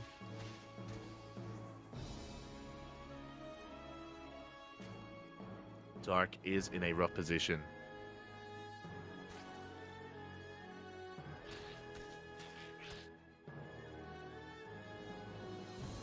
And from here, yeah, Cure, he's free to, like, I mean, Curie's in no danger, essentially. Like, as I mentioned, without Ling Speed, without Banelings, without any gas, like, Cure, he's under no danger. If he wants to, yep, there we go, 3cc. Cure is double expanding. He throws down not just 1, he throws down 2 orbitals because he can get away with it. There is nothing that Dark can do to stop this. So very greedy follow-up out of Cure, but again, it makes sense. So double expand from the Terran. He still maintains his worker lead, plus Mule. So again, Cure, he has the economic lead. Now, how does Dark come back from this? Where can we go? I wouldn't be opposed to, because the gases are very delayed, when we do get into gases, rush into Lair and then maybe 2-base Muta, maybe 2-base Muta, maybe 2-base, maybe even 2-base Roach. the third might have to be the gold, right? There is a gold base on this map, and the gold could be a way to come back in this game. There's also top left, which has a rich Vespian gas geyser. There are a couple of options here. We'll see what Dark it goes for, because a standard game from here will not work for Dark. He has to do something different. He has to do something crazy. Because Kira is taking his natural, and he's soon taking his third. Meanwhile, Dark is just droning. He now takes his first gas geyser. He takes 2. So Dark is taking his gases, and Dark should be skipping link speed. That's typically how this goes. Because it's so late, it's not worth investing into link speed. It's not going to help you. We may just see a lair first from Dark. Oh, no, there it is. Link speed. I'm interested. There has to be a reason. We're getting into link speed. I'm ruling out roaches with this. We'll see. My eyes are on Dark. There it is. There's a fast lair. Fast lair, we're taking more gases. That's going to be 3 gases taken here from Dark. I mean, I mentioned before 2-base Muta. Muta is on the table. The other wild thing would be Infestation Pit for Swarm Hosts. When Dark falls behind in ZVP, he will go Swarm Host to gain value and to catch back up. But there's a Baneling Nest. Okay, so it's going to be Ling Bane. So again, we did rule out roaches earlier because of link speed. Makes sense. Double Eva Chamber, it's going to be Ling Bane from Dark. We'll see if he does throw down something with that lair. Now Dark is droning, retaking his third. Meanwhile, Cure is already on 3cc. He's making 3 workers at a time. He can mule as well. We do prioritize double Eva Chamber upgrades, so it looks like it's just going to be Ling Bane. We could maybe rush into Hive, but for now, just pure Ling Bane from Dark. Third base is being taken, as we mentioned.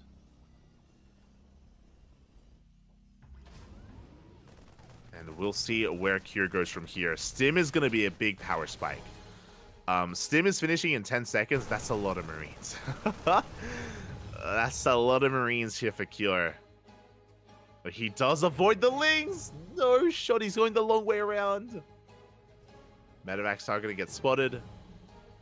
Marines are already pushing on the right-hand side. Queens are getting in position. That was a big scout for Dark, seeing those medevacs. With these queens with the spine crawler, we should be okay. But the spine crawler repositions. Dark is expanding towards the north. Changeling will spot the army. Spine crawler, yeah, not where it needs to be. Banelings are still on the way. We do push towards the third base. And can Dark hold? Banelings are about to finish. They do finish in time. The hatchery does take a lot of damage. But Cure, he doesn't like what he sees. He sees the Banelings, he backs the hell off.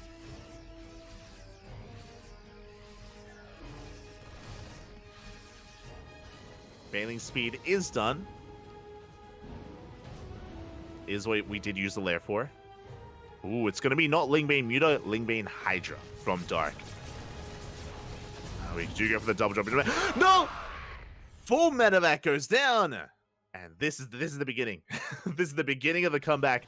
Cure, he's still up in supply. He's still up in army supply, but losing a full medevac, that's a big pickoff.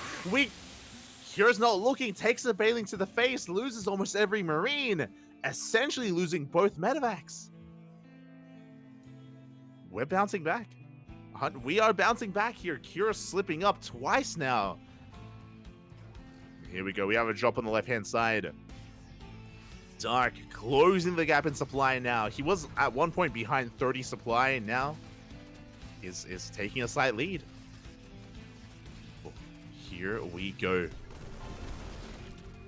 As we have Cure coming in from the left to clear up whatever creep he can. But all he can do is clear creep. And Dark is stabilizing. I wouldn't say he's there yet, but he's getting there.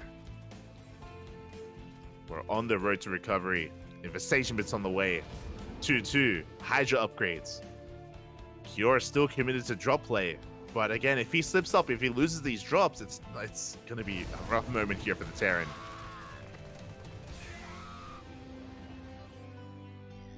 We're going to be reinforcing on the right-hand side.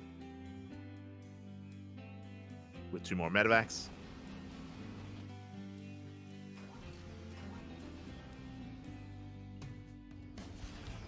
2-2 on the way here for the Terran. There should be a 4cc. And I believe there is. I believe there is a 4cc at the third. So right now, 3 more Raxes. I believe that's 8 Raxes in total. And the 4th is being landed. 4th is being landed. Cure pushing on the right-hand side.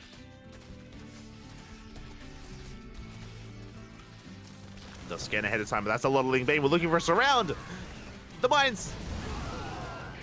Ooh. Decent connection on the Lings, but we do clean this up. We do shut down the Widow Mines. And Dark, yeah, he's establishing himself. He has map control. We have a more back and forth. Dark, he was in a rough position. Things like the stars had to align, and they did. Like, he killed 2 full medevacs. And he saved his third base, and he didn't lose many drones, if any. Like, somehow, some way, Dark pulled it off, and now things are that much closer between our players. Things are very close here between both Cure and Dark. Just shave off a good amount of Lings. Get more Banelings on the way. Cure gonna be stimming up the ramp, going for the goal base. Has to be careful to overextend. He does have 3, 4, 5 Widow Mines with this army. 5 Widow Mines behind this, and here we go. Dark trying to get for this round. Big mine shots! Oh my god. 2 big mine shots here, but 2 big mines. Is that going to be enough? No, because Dark, he cleans it up. He keeps on pushing, and he can maybe get the planetary. The tank's in position, though. Dark, he backs off for a moment. He's regrouping. Going for the army instead. The Banelings, they do connect. Big connections on the Marines. The tank does go down. Dark pulls back. So Dark, he just reset the Widow Mine count and the tank count. He also had a decent connection on those Marines. Yeah, 41 Marines went down. Oh my god. The Vipers are on the way. Dark just getting ready to receive the counterattack. He's in position. Cure taking a 5th. This is going to be a big moment, a big power spike for Cure. If he can get this base up and running, then he can just use this as a launch pad to push towards the goal base of Dark. So a very important base here for Cure. We'll see if he can hold on to it. Dark still amassing his army. Amassing more Ling Bane. He does have 2 Vipers, I believe, for either power bombs or abductions. Or blinding clouds. Forcing with a friendly fire. Ooh, even killing a medevac with that shot.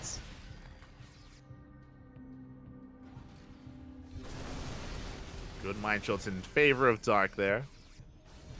Cleans up some Widow Mines. Tanks are getting in position. Where are those Vipers by? I swear I saw them in production. Did see at least 2 of them. But now we're knocking down Rooks. Cure pushing forward, catches some Queens. Big pickoffs. 3 creeping Queens go down. Cure pushing here towards the left-hand side. But he is met with here by these Lings. At the same time, Dark catching a medevac. Does take down the medevac. Does force back the army. Oof. Dark taking some free shots to the face. There we go. There are those Vipers we spoke about. And he wants the tanks. Oh, but at the same time, Cure does push in.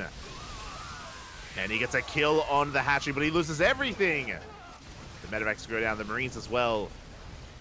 You see Cure trying to focus here towards the north instead.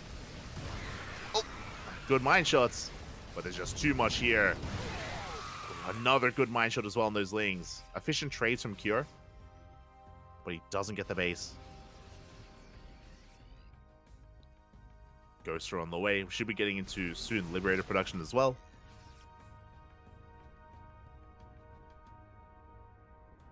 But now it's just going to be those Ghosts.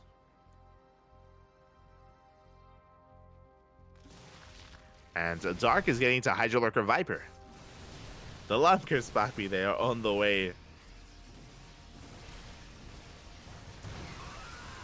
Oof. Another mine show going to be connecting. Dark going for a big counterattack in between the bases. Ooh, runs into reinforcements. And the Banelings, they roll into a mineral line. Do they connect? They do! Only 4 SCVs. Could have been so much worse. 4 SCVs go down.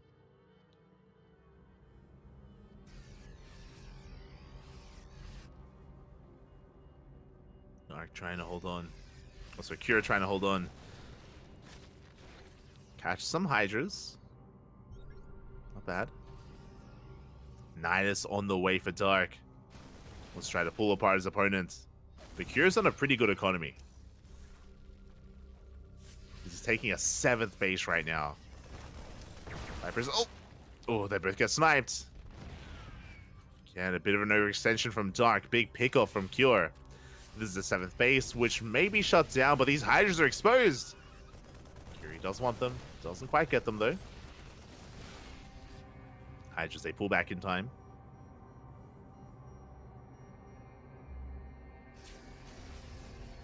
The map is being cut in half.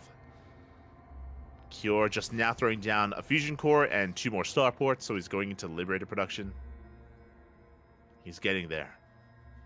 And this is what Alcyona is known for. It's known for its split map play. A lot of late game on this map.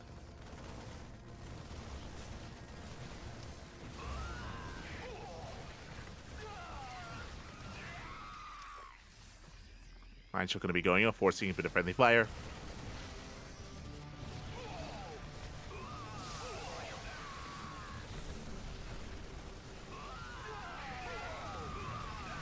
Where's the Ling Bane, by the way? A lot of Hydras are getting picked up. Ooh, but a Baneling does connect. Oh my god. That was a rough trade for both players. Dark losing a lot of Hydras. Meanwhile, Cure bleeding out some of his Marine Marauder. There it is. 10 Lunkers are on the way. Dark has been working on that transition. Will mine just go off? Friendly fire even. Dark does follow up an army. We have 6 Liberators being produced at a time. That's a lot of libs. That's a lot of freedom.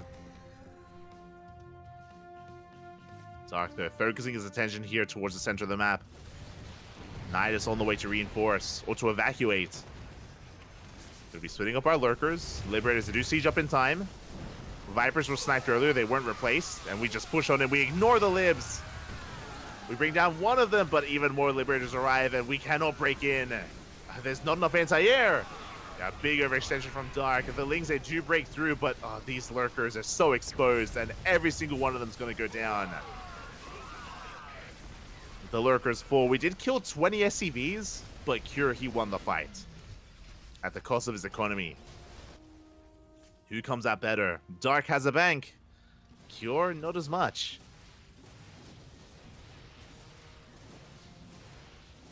So a rough fight for both players. Dark's lurker count again was reset. Cure lost a lot of his workers, making 5 SCVs at a time. Still very close, still very neck and neck here between Cure and Dark. Nidus into the main. Well, looks like it was spotted. Yeah, Cure, he's pulling back. We'll deal with that Nidus.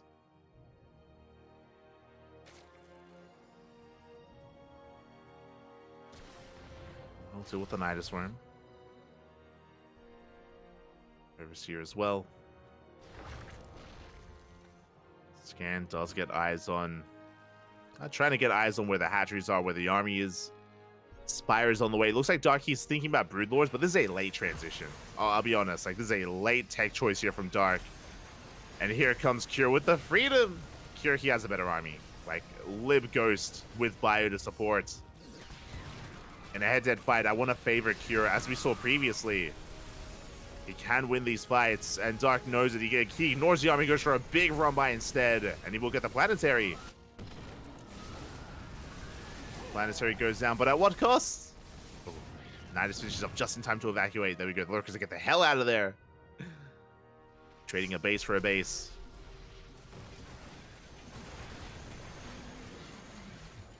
Liberation zones being set up here towards the north.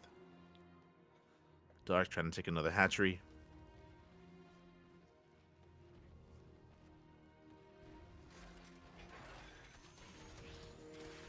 Trying to establish another base. With that, that means that a lot of libs are out of position, which means we can get another mineral line. Again, Dark doing a really good job at just recognizing where the army is and just finding these like vulnerabilities, finding these weak points in the defenses.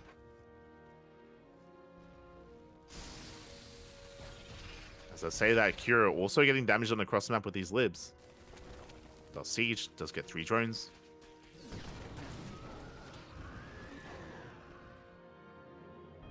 Alright, let's finish up. And Dark is going to be able to barely break through. Does get 2 liberators. Does get 6 workers, but he also loses 6 of his own drones. The lurkers, they come in! Yeah, they go straight for the planetary. This Nidus has been done for a while, and Cure didn't have eyes on it. Dark pushing right through the middle as well. There's so much freedom. Oh my god. Dark, he won't gain any ground here in the center of the map, but he will kill the planetary.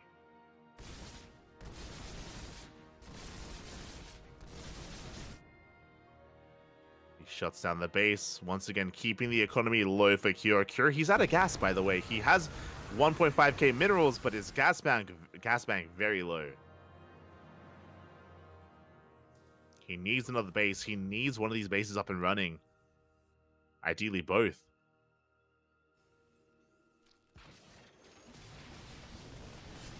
Meanwhile, Dark still trying to avoid these head-to-head fights. Adrenal on the way very late as well, but it's coming. There's another 15 SCVs.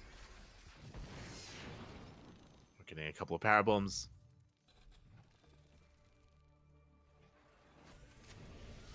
We've got 3 more Vipers on the way. Spellcasters are going to be key here when it comes to dealing with these libs. He can catch a couple of Liberators here as well. They're not quite in position. Threatening those ghosts. Yeah, a lot of libs going down. The Freedom Zone is not where they need to be. Oh my god, that's going to be, what, 5, 6 libs? 6 Liberators go down. Getting their back to the army. At the same time, Cure picks off the gold. Not the most important base for Dark anymore, but does pick it off.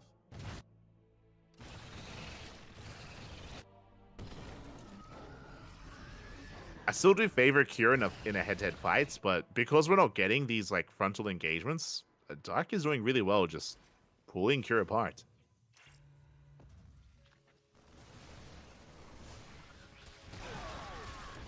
Has been doing a great job here.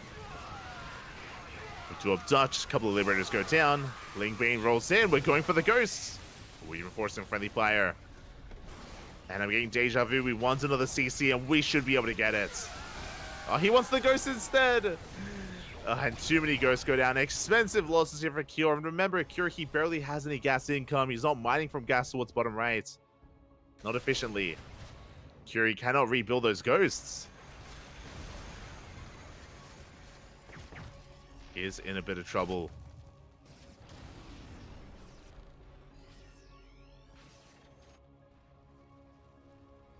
Nidus into the main. Kira is in position, going to be able to deny us. Meanwhile, Lings, they run into the middle line. And again, these are the most important mining bases here. Kira's bottom right and top left, they're being denied over and over again. The Nidus finishes Lurkers, they get into the main. We are camping the production. The Liberators are racing back home. And we can see Dark rotating to the right-hand side. He sees that this base is vulnerable. There's only libs, not much else. Cure out of position. He does retake control of his main, but again, Dark, he's looking at that bottom right. Oh, no, rotating back around. Never mind. You can see his army rotating over towards the center once again.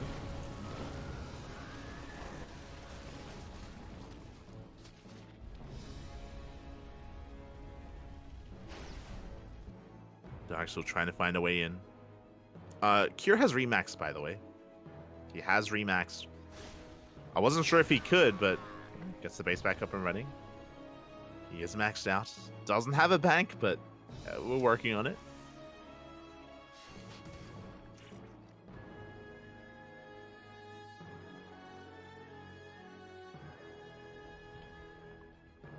Iron Shot's going to be going up. Base going to be saved. Liberator comes back in.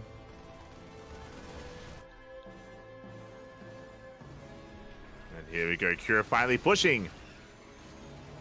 Bleed out a Liberator in the process.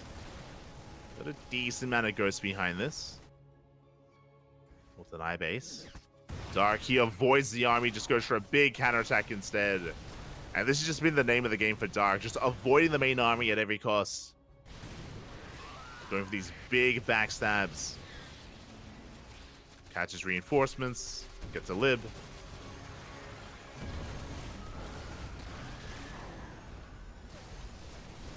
At the same time, that CC going to be running down. He does powerbomb some of those liberators as well towards the left-hand side. And they are going down.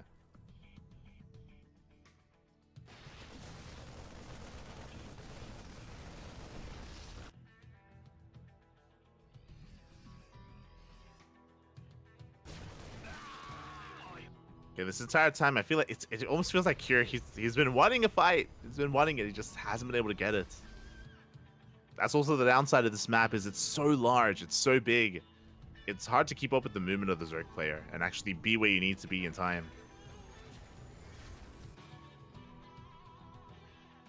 He's been always stuck responding, never quite ahead of it.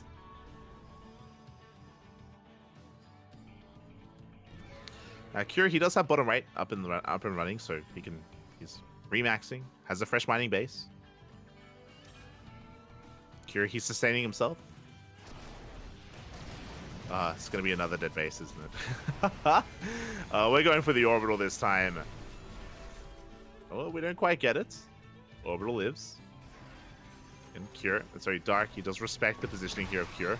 Oh, the Vipers! And that was that 5 Vipers go down. Big pickoff. Oh, you can see Dark shaking his head on cams. Nice catch there from Cure. Honestly, that was like the first big catch from Cure in quite some time, in like 10 minutes. Was catching all those Vipers. 5 more Vipers in production.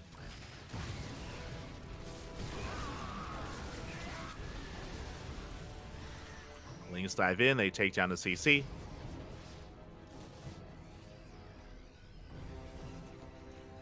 Like, this is still pretty close. Like, even though, like, Dark has been very proactive and he's, like, shutting down bases left and right, this is true. But Cure can always win a fight. Oh, but he's out of position. Now 13 SCVs go down. The base as well. Oh, no, not quite the base. Base gets lifted. Oh, that base is going to be going down. It's going to be a kill, not a cancel on that hatchery.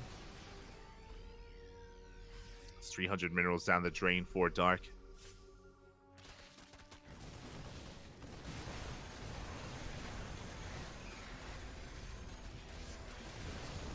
Things going to be cleaned up. Dark once again pushing through the center, catching reinforcements. We do have a lot of Widow Mines here, but...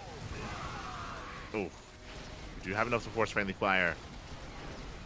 Yeah, he's going for the orbital, and he does finally get a kill. Ooh, at the same time, though, Cure, he does snipe a base towards the top left. Yeah, going blow for blow. And Cure pushing bottom right. Again, he doesn't want to be stuck chasing this army. He's like, you know what? Screw this. You know, you can kill a base. I know I can't get there in time. I'll kill another myself. And he can trade well here. Mind Shot goes off. Lings are coming in to reinforce. Good kiting out of Cure, but we have a full surround being set up, and oh, there's a big catch from Dark. Cure overextends. He escapes with 2 full medevacs, but we have Vipers. We can abduct. Planetary gets very low. Gets shut down. The medevacs will manage to escape. But this may just be too much. Dark, he just denied 3 bases. He took down the center gold, he took down bottom right, and he took down top left. Dark is remaxing. Cure doesn't have any mining. He doesn't have an economy. Straight up. Doesn't have anything right now. He needs a base. Desperately so, he's floating over his 3rd. It's been a battle of attrition. And Cure is running out of steam. Both players are in a way.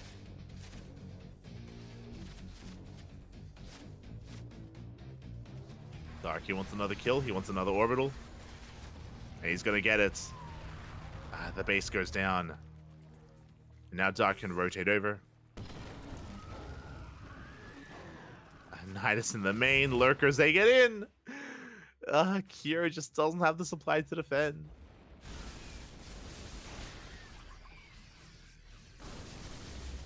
Having a hard time here. Rax is going to be falling.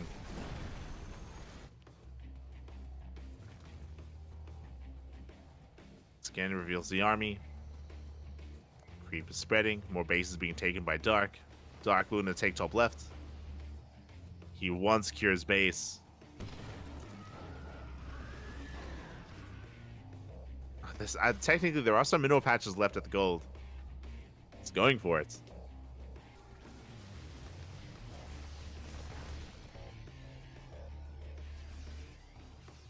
Scan reveals an infestor, shuts it down.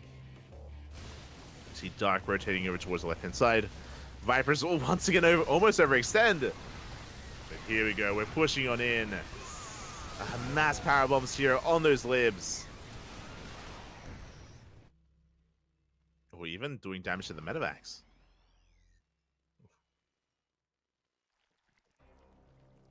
Bringing a lot of them low.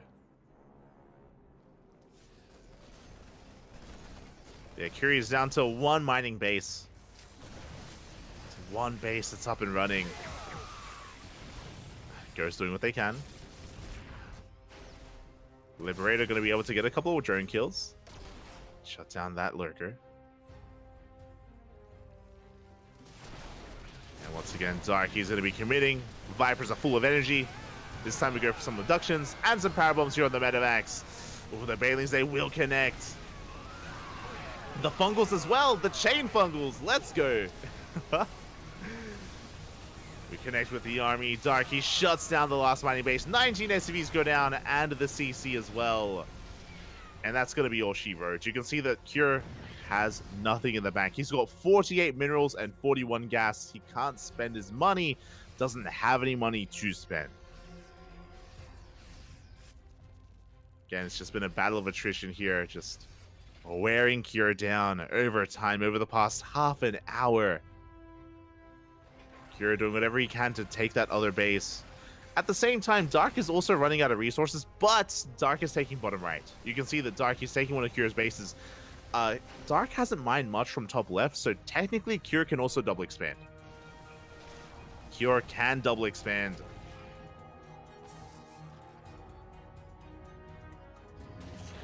Dark is taking down bottom right, center right, denying bases. There's no mining here, but Dark just wants to make sure that these orbitals cannot support Cure. With mules, with scans. All the mines. Good mine shots. Sensor tower going to be going down. Planetary falls. This means it's going to be that much more difficult for Cure to try to punish center right from Dark. Dark has a base up and running. Vipers coming in for power bombs. Oh, they get them. The power bombs on every single Liberator. Oh my god. They even take down a couple of medevacs. Ooh, medevacs within power bomb range. GG gets called. It's just too much, and we went the distance. Dark does take the series 2-1. Takes down Cure. GG. GG, well played. A very back and forth, very long series there. Dark was in control for most of that game. Did have some rough moments, but did take it in the end. And Dark does go on undefeated so far. Undefeated in Masters Coliseum.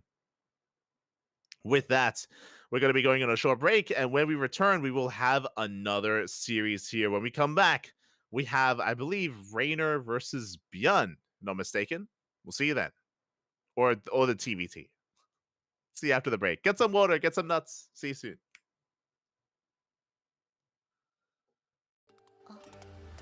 茶点时间到了，不加速也不推迟死亡，生命总会枯萎。情因周而复始，万物本质如一。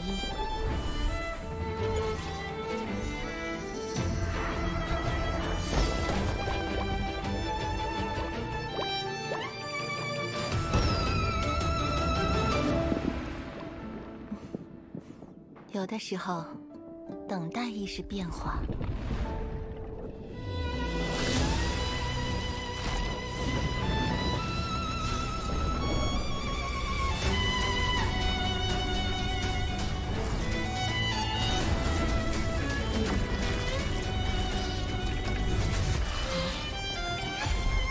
出预想的成果。生命里的每一片花瓣，无论何时盛放，都会有被风吹落的那一天。别害怕，至少你们仍有研究的价值。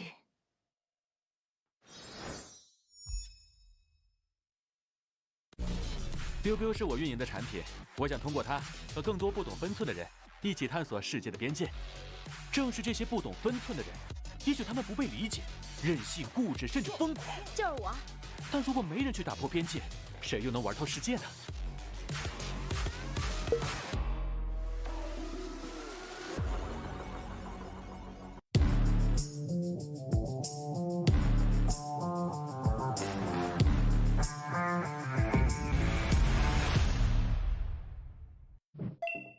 大家好，我是星际争霸2世界冠军李培南。作为职业选手，每天大部分时间都是在电脑前度过。每次训练结束都会有不同程度的腰酸背痛，所以我们对电竞椅的要求都非常严格，能保护腰部并且坐感舒适，成为我们挑电竞椅的重要指标。我们一直在用的傲风电竞椅就完美做到这一点。升级的锥背小弹腰有足够的支撑力，并且上下前后都能调节，坐着很舒服，非常适合大家玩游戏的时候使用。不论用什么姿势，正坐、靠着、躺着。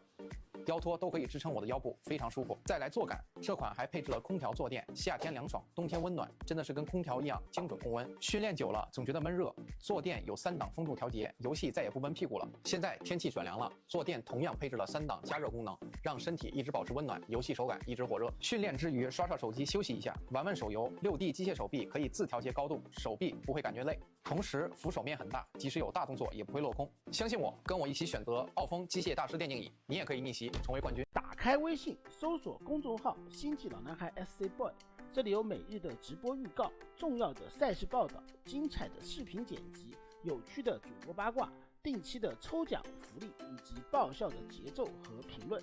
关注 SC Boy 官方公众号，365天每天更新，让你与20万猛男一起更便捷的享受我和黄哥给大家带来的快乐。不要告诉别人哟。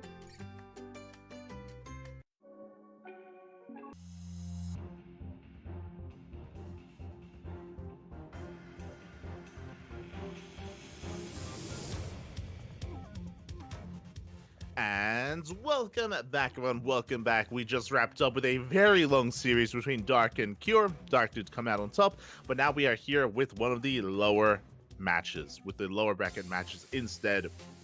The losers matches, if you will, here in round number 2. Both Oliveira and Clem have been struggling a little bit. Yesterday, Clem did get knocked down by Maru, and Oliveira got knocked down by Dark. So now they have to face off against each other in a TVT. So they had a bit of a rocky start here in Master Coliseum, but we are looking to fight back. In a TVT, this could go either way. I know Clem is on fire. Clem is the ESL Masters Winter Champion. He has the best TVC and the best TVP in the world. I will stand by that. But his TVT is where he does falter at times. It is where he can slip up. It is where Oliveira can force and cause an upset. Upsets, they are possible, and it is where Oliveira is going to be trying to come on in. We'll see if he can pull it off. We'll see if he can bring it back here as we get ready for our series, as we get ready for Game 1 on Solaris. Let's go. Let us go. Ooh. We have our vetoes. Game 1's going to be on Solaris. Game 2 on Alcyone. Game 3 on Oceanborn. Looks like once again the vetoes are pretty standard. We got rid of a lot of the more awkward maps like Equilibrium and Radisson Station. We got rid of them, get them out of here. And again, instead going for some of the more standard maps here in the map pool. The large one in Alcyone, a bit of a smaller one in Oceanborn, and here down the middle in Solaris. And we'll see if Oliveira is one to embrace the new Cyclone. We've seen Oliveira really pop off and be quite aggressive. We casted him earlier today in the TVT. In ESL Open Cup. In ESL Open Cup Asia, we casted Oliveira versus Bjorn, and Bjorn was able to break through again with Cyclones. As you can imagine, Cyclones are a big part of TVT nowadays, and we were able to take advantage of Oliveira with our openers. But here we go, we're getting into game number 1. And spawning in the top right-hand corner, representing CranKy Gaming, it is Oliveira. And spawning in the bottom left, we have the French Terran player, representing Team Liquid, Clem.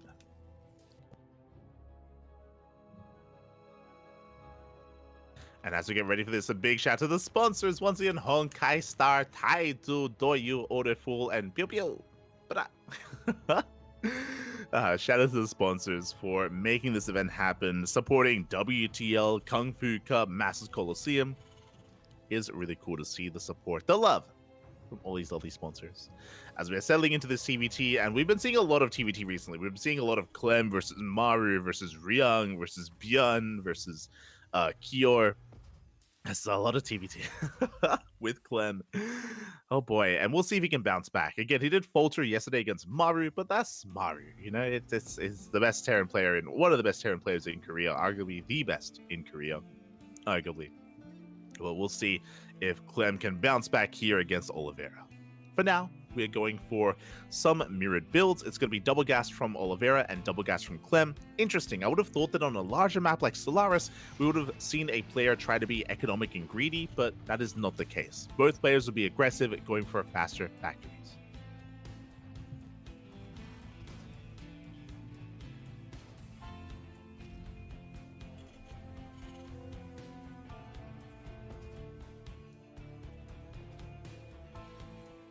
They are going to be going for faster factories instead, and we'll see. As there is going to be a bit of a pause here. Looks like there's a little bit of MS going on, a little bit of ping. Yes, okay, we're more than willing to wait to make sure it does clear up.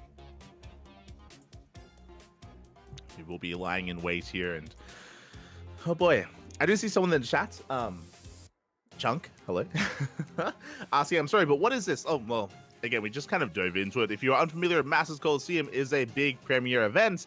It does bring together the best of the best players in the world. Players like Hero, MaxPax Classic, Trigger, Bunny, Byun, Clem, Cure, Maru, Dark, Several, Rainer, Shin, Solar. Again, the best of the best. Do duke it out.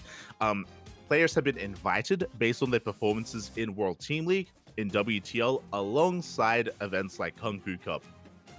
So players were invited based on the biggest team league in StarCraft. Likewise, there were also qualifiers to allow one player from each region. We had a Classic from the Korean region, we had Rainer from Europe, we had Trigger from the Americas, and we had Firefly from the Asia region, from China. So we had one qualifier for each region, and everyone else was invited based on their performances this season. So just for to clear things up a little bit there. When it comes to how big this event is, there is over 40,000 USD as a prize pool. So a big prize pool. Again, it is a premier event to bring all these players together. It is a 1v1 tournament. And here we are in the group stage. I say the group stage, it's one big group. It is Swiss format, which is why the winners play winners, losers play losers. And here we go. We're diving back into game number 1.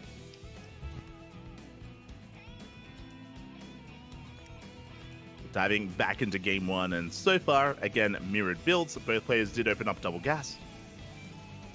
We have Oliveira going for the CC on the low ground, likewise so is Clem, so both players are going to be following each other's footsteps. A big difference here is that Oliveira is making an extra Reaper. As we do see Clem forcing his way off the ramp. He does shoot first. Does shoot first, but the wall is raised just in time. And Oliveira will hold. But he will delay his CC. The CC is going to be delayed on low ground, so a big pick off there by Clem. Meanwhile, Oliveira going to be going double Reaper into Hellion. Okay, a little bit more traditional out of Oliveira, going Hellion Reaper. Meanwhile, we do see Clem embracing the new patch, embracing the new era of TVT, making Cyclones. That is a reactor on the way. I believe that Clem is going to be going for an add-on swap to reactor out Cyclones from that factory.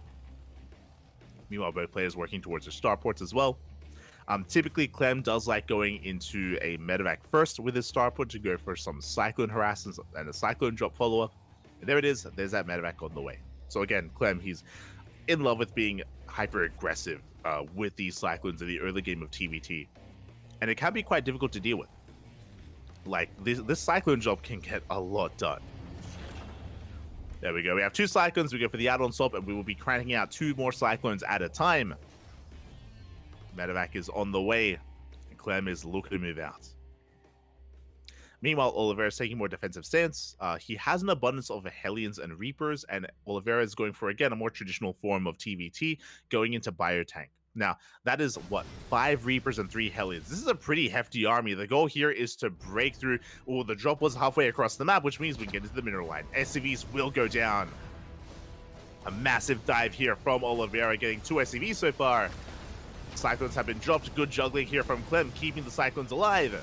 And now we have 4 Cyclones. We force this back. He will lose 5 workers though. And what's important, even more so than the damage that was done, the fact that Clem had to turn back around.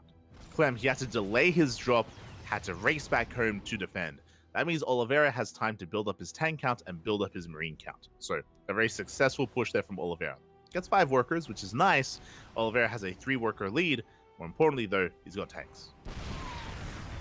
Big tank volley already. Ooh, getting one of those Cyclones. At the same time, the Hellions, they come back in. They go for another dive into the natural base. SCVs are going to get picked off. Ooh, they do line up. He gets 2, he gets 3 SCVs and a mule. Good damage done here. At the same time, we drop into the main base. The Viking going ham on that medevac, and can we get it? It's going to be close. The medevac goes down, which means there is no way out for these Cyclones. There is no recall. There is no Nidus, no Dropper Lord, no medevac. It will fall. So Oliveira's in a really good position. He is ahead in the economy, and he shuts down the aggressive potential of Clem as he shuts down that medevac. Now suddenly Clem is in a bit of trouble. The onus is on him to bounce back. Now, this entire time, Clem has been reactoring out Cyclones. This entire time he's been making 2 Cyclones at a time over and over again, just cranking them out. 3rd CC is on the way. But Oliveira's is slightly faster, so Oliveira, he's got the faster 3rd, getting into Ravens, getting into his disables. Now, Clem, by committing this hard into all these Cyclones, he has potential. He has potential to catch the army in the center of the map, to trade quite well, to collapse on Oliveira. We'll see if he can do so. Something that Clem can't do is fight head-on. If he tries to push into that natural, there's a siege line waiting for him. I mean, I say he can't do it. It's difficult. He could, especially with these Ravens. Like, there's potential to disable. The goal here is for Clem to disable the tanks, and then we dive in. We'll see if he can pull it off. See if he can pull it off. I believe he has 7 Cyclones with the main army. He has those 2 Ravens ready. He's getting ready for that dive. Scans ahead of time, sees the positioning. Clem is thinking about it. You see him posturing here with his main army. Oliveira likewise has his own Marines, his own Cyclones in position. And Clemmy thinks better of it. Okay, so he pulls back with the Cyclones and he's harassing with the Ravens instead. Wise choice. Does respect the army, throws down the auto turrets. Oh, with those turrets, he's going for the Ravens. The Ravens almost get picked off. Cyclone in position, and we do get 2 SCVs. But the Ravens of Oliveira are kept safe, and I believe we did snipe 1 Raven. Yeah, 1 Raven went down. Good pick off from Oliveira, good defense. And suddenly, this also wasn't worth it for Clem. Bleeding out a Raven, getting 4 workers for it. Ravens are valuable. Like, energy-based units, they have so much potential, and to bleed out a Raven this early it's a little bit scary. Now, the plus side here is that Clem has map control. So even though Clem's 3rd base was technically later and slower than his opponent's, he gets his 3rd up. His 3rd is up and running on location, and because of that, Clem has a worker lead. Oliveira is late to expand because he has a slower army. He has to push in slowly with his tanks, and now he gets his 3rd base. So economically, Clem has recovered. Despite losing all those workers earlier, like Clem, he's looking good. Economically, at least. When it comes to the main army, I have to give the edge to Oliveira. Oliveira, he has an army that scales well into the mid-game. Bio tank scales beautifully into the mid-game. Cyclones, they fall off. So the longer this goes on, the less potential this army has. Oh, but Clem getting ready for a backstab. He spots the army moving right through the middle, which means he goes for a big counterattack into the natural, and Oliveira has very little at home to defend. And Oliveira turns back around. He doesn't. Okay. The next goal. Boy. At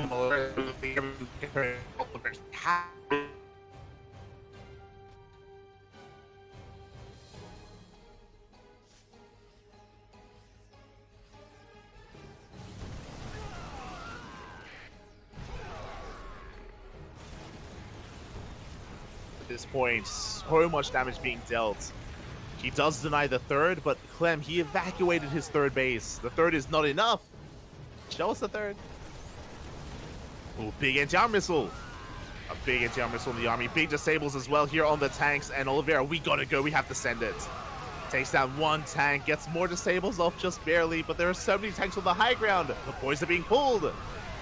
And he's getting damage done, but Oliveira's being cleaned up. He's being cleaned up here. GG gets called, and Clem will take game number 1. Oh boy. GG, a very tense game there.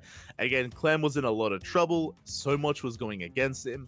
But that Cyclone backstab did win him the game, did force the all-in. And you can see Oliveira a little bit frustrated. Again, Oliveira was in a better position. He had a stronger start. You know, he was establishing his third base. He had a good army. Unfortunately, he was caught as he was moving out. And again, that was something, that was the move that had won Clem the game. If it wasn't for that, Clem would have been in a lot of trouble. If it wasn't for the backstab, Clem would have lost his third. He would have lost momentum. He would have been contained on 2 bases, and Oliveira would have taken a massive lead. But Clem, again, being very active. The Cyclone winning Clem the game. And with that, we're getting into game number 2. Now, what is scary here, it's a best of 3. Very little room for error. Oliveira has to fight back here and now to force the ace match. And even then, it's not going to be easy here against Clem. Here we go. Robot light? Oh no. Smash. Hopefully it's cleared up. Hopefully, fingers crossed. Hopefully everything is okay. As we are getting ready for the next game.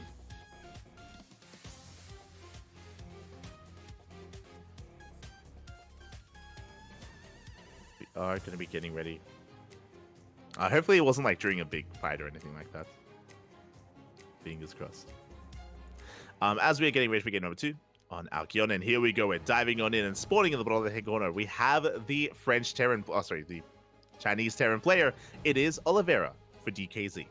And in the top right, we have the red French player for Team Liquid. It is Clem, our reigning ESL Masters Winter Champion. And ooh, Oliveira, where are we going? Where are we headed, Papi? As the SCV is going to be moving out towards the left-hand side. And we are looking for a Proxy Rax. Let's go. So Proxy Rax is going to be thrown down. Now, I believe there's only one SCV on the map. So it looks like a 2 Rax opener here from Oliveira. It looks like 1 Rax is going to be proxied, and the other Rax is going to be back at home. That's typically how this goes. But we'll see. The other thing this could be, because we're taking 2 gases, if we don't throw down a second Rax and we're not, this could be Proxy Marauder, which is a little bit outdated, but not unheard of in TVT. So I'm very curious, as we don't have a second Rax. So do we throw down the Tech Lab? Show us what you got, Oliveira. Show us what you got. As I don't think that's a good position for a Tech Lab, actually. Because of that gas geyser. And there it is. Yeah, we have to reposition. But there it is. It is Proxy Marauder. So as soon as we noticed that there wasn't a second Rax, it's like, I mean, the only thing it could be is Proxy Marauder. So as we mentioned, this is a bit outdated. This was very trendy last year, like at the start of like over a year ago. This was really trendy. We saw Clem use it a lot, actually. A lot of the Koreans would mix it in as well. So really cool to see this again after quite some time in TVT. And there it is, Marauders are on the way. So the goal here is with Proxy Marauders, you can actually snowball quite well if you can catch the Reaper, if you can if you can catch the Hellions, but we scout the Proxy. Clem, he sees an Oliveira. His heart must be sinking a little bit here. The surprise factor is gone. Bunker is on the way. Clem getting ready on the high ground. He did not go for an economic opener. That is what Oliveira was hoping for. He was hoping for a Rax expand. That is not what we got. Aye. You see Oliveira going to be pulling back. Still amassing his own Marauders. Meanwhile, Reaper slips into the main base, and we can delay this depot. We can pick off some SCVs. Cyclone is in production, but damage is being done. Oliveira, we got to go. We got to go up that ramp. We got to somehow bust in. But there's a bunker. There's already a bunker in position. There's no busting for Oliveira. You can see him sigh there on cams, not happy about the situation. 3 SCVs go down. We're going to get a 4th. potentially a fourth worker. Yeah, it's going to fall as well. Cyclone will arrive and we'll clean this up, but this is a rough start for Oliveira. The Proxy Marauder did nothing. The investment into Concussive Shell didn't do anything. And Oliveira, he's just behind. He is just behind at this point. Oof. Can we bounce back?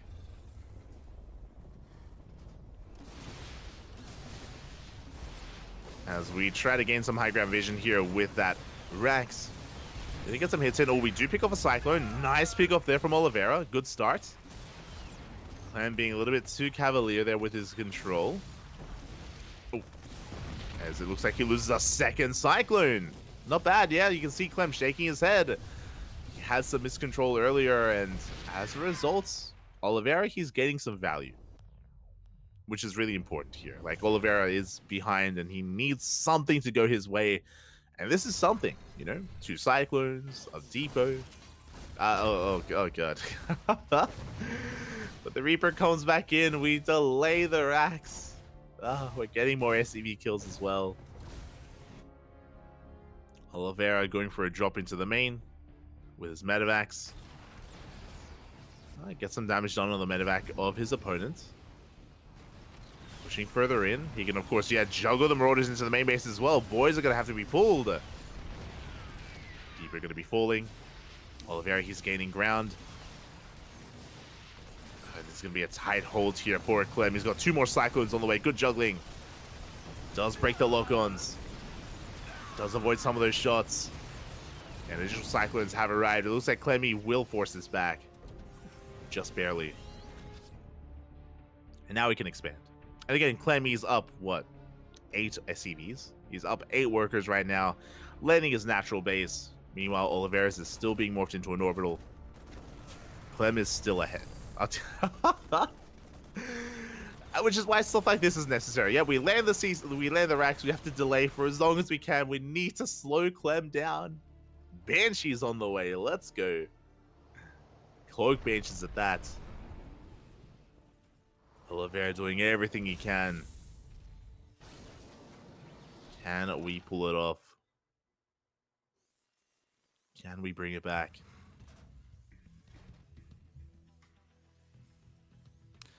So you have that CC on the way. 3rd CC here for Oliveira. So getting into a very fast 3rd base again to try to bounce back. Oh, slipping in towards the natural. And Clem won't be able to achieve too much here. But he does find the Banshee. That was a Hail Mary play from Oliveira, going for the Cloak Banshee, but it gets shut down. He gets 2 SCVs, which is okay. It's something, but not worth a Banshee, not worth Cloak. Second Banshee gets caught out as well. We get the scan. Oof. Yeah, not great here for Oliveira. Again, you can see him just sigh a little bit there on cams. Looking a little bit sad. And now we're coming in with the disable. Sorry, we're coming in with the auto turrets. Bunker's gonna get knocked down. We're getting on top of the tanks as well. And both tanks fall. Big pickoffs. I'm achieving quite a lot.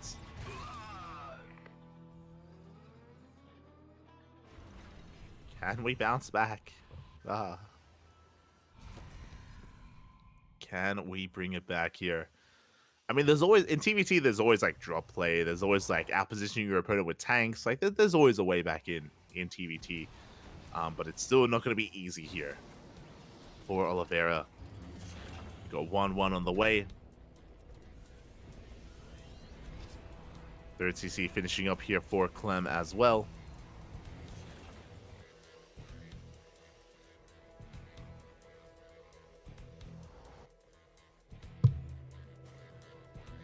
And the game is going to be settling for a moment as kind of the aggression is subsiding. Both players just building themselves up. Clem still has quite a hefty lead. And again, the onus is on Oliveira. In a way, like there's always a chance that maybe Clem overextends when he pushes in, and maybe Oliveira can take a good fight defensively. But more often than not, Oliveira needs to be proactive here. And he's been trying to be, right? It's like that's why he went for the Cloak Banshees. And it didn't work. That's it. Fell on its face. Oliveira, he has been trying.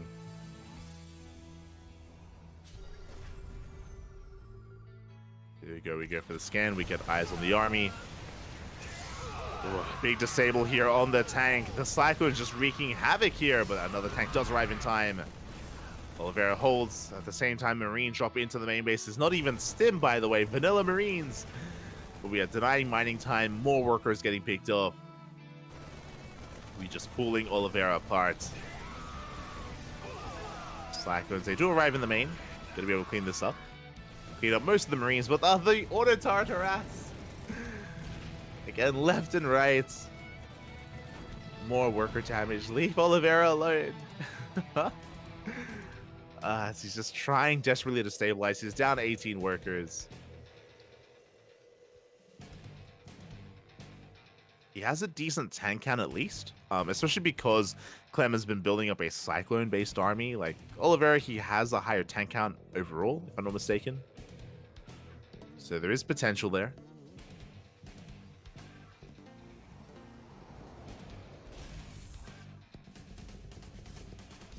But outside of those tanks, Mate Clem, he has plenty to work with, and he never has to fight head on. He can always just go for a drop play and try to pick apart Oliveira left and right, dropping into the main, dropping into the natural.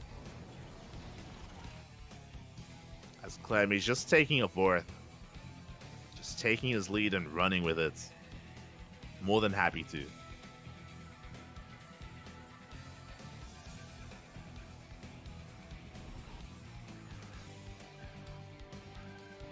More than happy to. 4cc on location as well. Which is a little bit wild. We're going to try and punish it.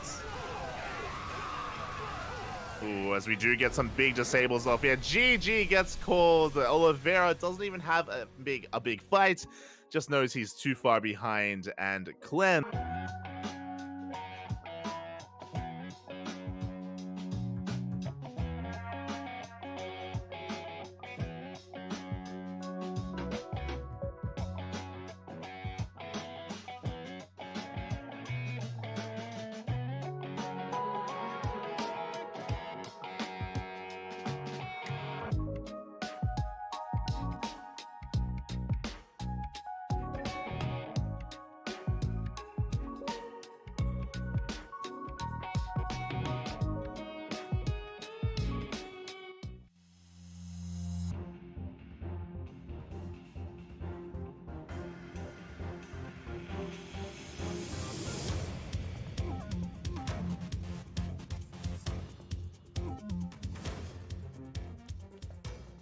And welcome back, everyone. Welcome back. It has been quite a broadcast tonight, wrapping up with ESL Asia and then just jumping right into Masters Coliseum.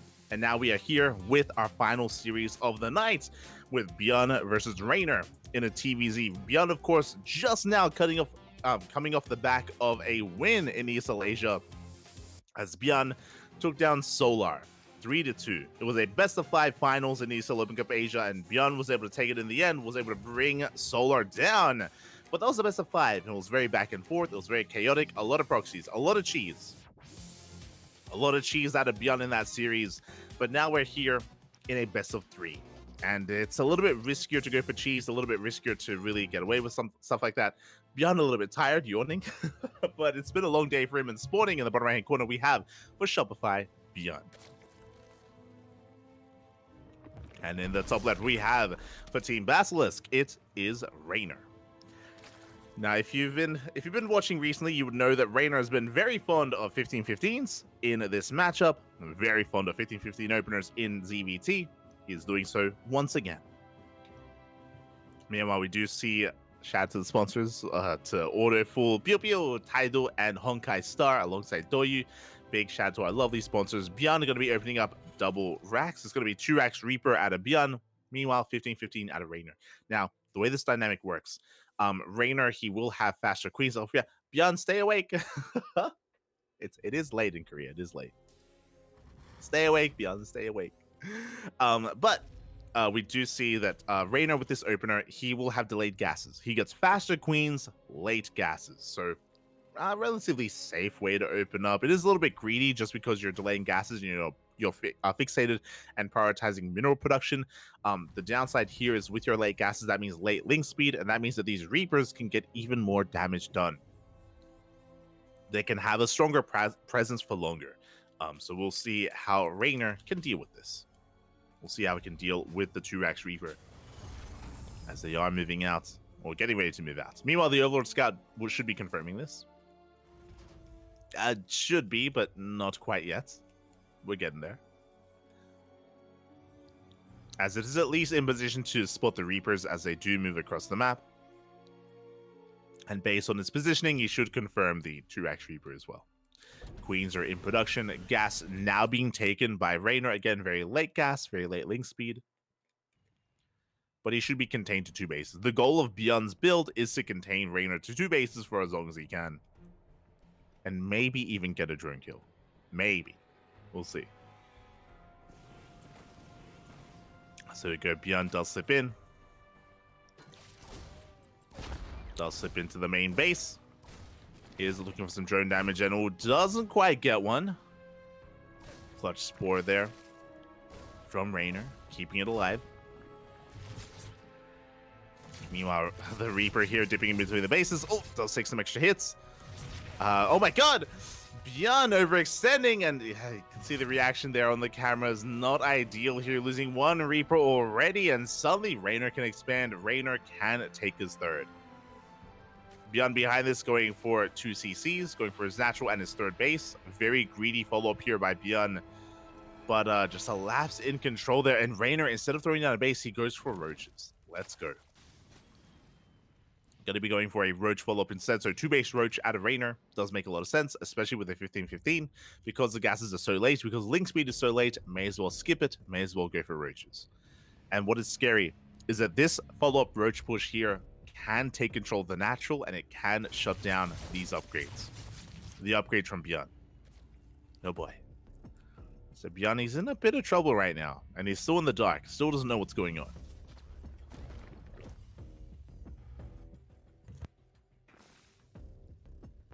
Does not know what's going on. As roaches are on the way. 4 so far. There we go. 5, 6. We should be going for a 9 roach push, I imagine. Going to be 6 for the time being. Okay, only 6. We only have 6 roaches, and we're going to be joining. Now, with these roaches, we can, of course, threaten that natural. There is very little to defend back at home. We have a handful of Marines, but not much else. As Reaper dips in and does spot the roaches. Big scout. There we go. Ravagers are on the way. Raynor, he is pushing. Bjorn is aware. Now, the question becomes, can Raynor snipe Stim? That's going to be huge. Oh, he catches the Reapers. Gets 1.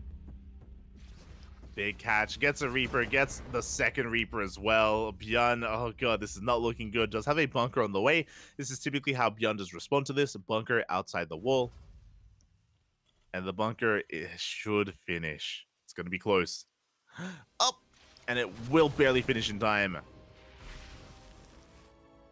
And with that, Bjorn is going to hold. But remember, behind this, it was only 6 roaches. And Raynor has been happily joining this entire time. He's hoping to force an overreaction. Now, this does mean that Bjorn is safe. He finishes Stim. He starts up combat shields. But Bjorn is also stuck at home. Now, to be fair, Bjorn is okay with this because it was a 3cc build. And now Raynor confirms it. He's like, he sees a 3rd CC. He's aware that roaches didn't really achieve too much.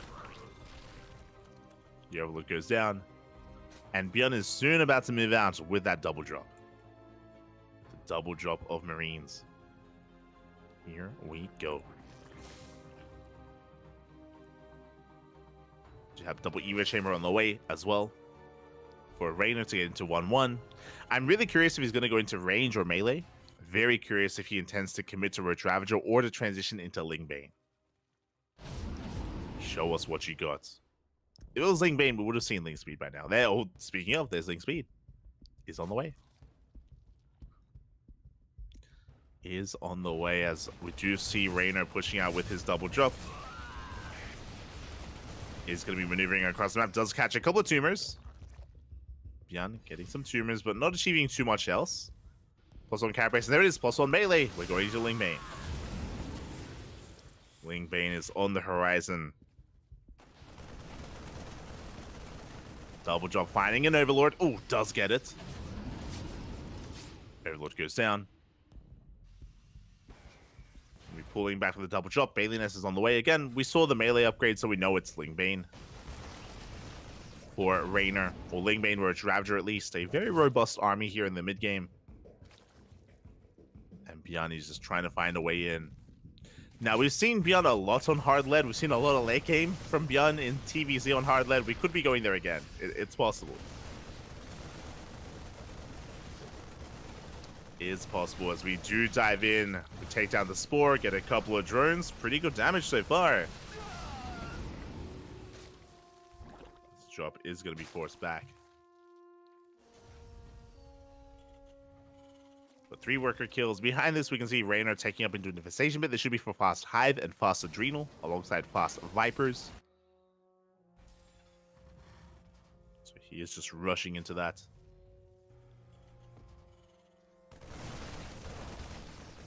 Likewise, nice catch out of Beyond. Gets a good chunk of Lings.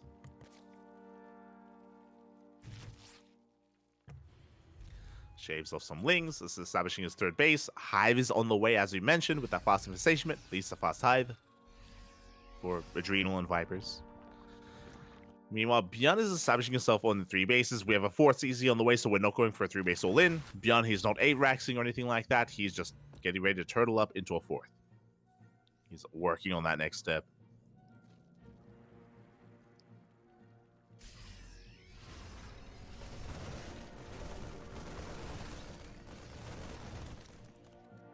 So push forward, we'll clean up a lot of those tumors. Backing up, rotating around.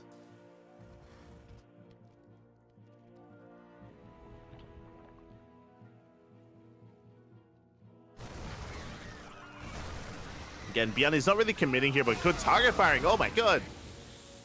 Gets 2 Banelings. Pretty good. Pretty good damage so far.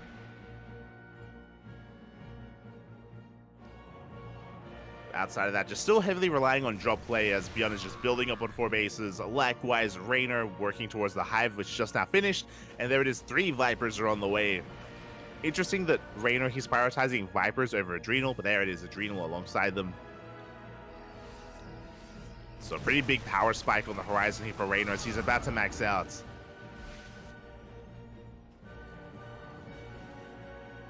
He is about to max out at this point.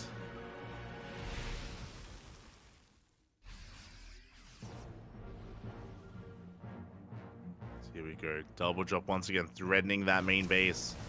Main push through the left-hand side.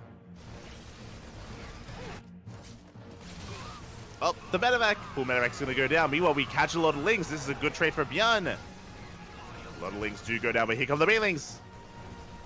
Mind shot goes off. Shave off a couple of those drones, but the drop in the main... Oh, it's lived? Wait, what? How? How did that medevac survive? I thought for sure it was going to go down. And Beyond is getting ready for a tri-pronged attack. He has the main army through the center. He's got a double drop on the right and a double drop towards the left. The medevacs, once again, they boost past the Queens. They barely make it in. Vipers are on the way. The Vipers, no! They overextend! 1 Viper goes down. We get 2. Oh, the second Viper barely survives. But a good catch from Beyond. Gets a fresh Viper. Drop coming back into the main. Medevac finally goes down, but we get the Queen, and we could dive even further. We could still get that Viper. The spawning pool! No shot. The spawning pool goes down. We deny Adrenal. A big snipe there. A big catch by Beyond. Denies Adrenal. We have the Ultra Cavern done, kind of splitting on the way. But that is a big loss for Raynor. A big delay. Beyond his drop play getting out of hand a little bit here.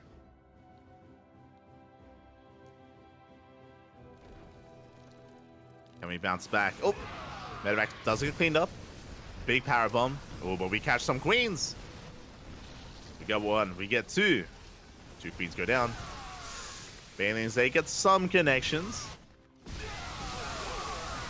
Oh, decent splits out of Beyond, but he does take some Banelings to the face. Tanks, they do siege. 1 tank goes down, but we have 3 more in the back line. Marauders, they dive into the mineral line. Clutch transfuse, but an ultra goes down. Expensive losses here for Raynor. We lose the ultras, we stim on forward, we catch a queen, we catch ravagers. Oh my god, we're losing far too much, and Bjorn, he's pushing through. We have links to reinforce. Viper's coming in for some power bombs. Not too bad, but again, without Banelings, what can we do here? Bjorn, he's just trading so efficiently. He's breaking through, he takes down the base, and he will get the mineral line as well. 10 workers and counting go down. Again, Raynor, he has a similar army supply, but the quality isn't there. He needs Banelings. He needs Banelings, he needs ultras. 20 drones go down, and Bjorn is snowballing out of control. The ultras just now coming in. The ultras have arrived. But there are still so many marauders with this. It looks like with the help of the ultras, though, we're finally breaking through. 2, 3 ultras go down. Oh, it's not enough. It's not enough. And Raynor just cannot keep up with this snowball. He cannot keep up with the army with a rally of Bjorn. Massive mine shots. They go off, they take down another ultra. Ooh, we force some friendly fire. Ooh. Yeah, Bjorn, you can see his reaction there on cams. Wasn't quite fond of those winter mines. It does mean that Raynor, he's barely holding on. He's surviving. And yeah, Bjorn has to back off. Honestly, if it wasn't for those winter mines killing the Marines, then Bjorn could have kept pushing and he would have broken into the mineral line. 100% he would have broken in. But alas, he was forced to retreat, clearing up some more creep, getting another queen, potentially another base. He wants it, he's gonna get it. Massive mine shots, the Banelings go down. And again, without Banelings, we cannot fight this. We need some splash damage. We need something to deal with the mass bio, whether it's Banelings or whether it's fungal growths. They both have the same role. And we just can't deal with it. So another base goes down.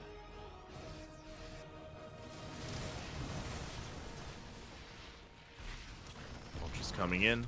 Another base is denied, and Raynor, he's just being pulled apart left and right. He cannot keep up with the multitasking of Bjorn. Not like this.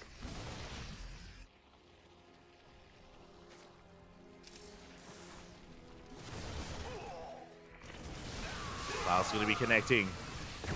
But yeah, the mine shots they're getting out of control. The mine shots are becoming too much. Oh my god, once again a juicy connection on the Ling main. We yoink a ghost. But fighting off a creep like this is never a good thing for Zerg. Not like this. As Raynor is down to 72 workers, he's down to 4 hatcheries. He's trying desperately to get a 5th. He's trying to get a 5th base up and running. Meanwhile, Bjorn happily on 5 bases. Just chilling, comfortable, rallying everything. Raynor, he hasn't had any breathing room to harass. He hasn't been able to go across the map.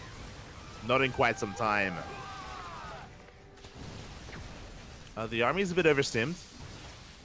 Bit of a miss rally there by Bjorn as well. We shave off the Lings. The Ultras, they're holding on. Good blinding cloud here on some of those Marines. We take down a ghost. We do take down a ghost. Expensive losses for Bjorn. Finally, the Ultras trading well. Oh, he scans. Oh, he sees the 5th. There are the infestors. This is what we've been waiting for. Again, without fungals, without infestors, like these have been some rough trades for Raynor. Some very rough trades. Infestors will help if we can connect. That's the thing. There is a back and forth. There is a bit of a dance that we do have to undergo here for Bjorn and Raynor.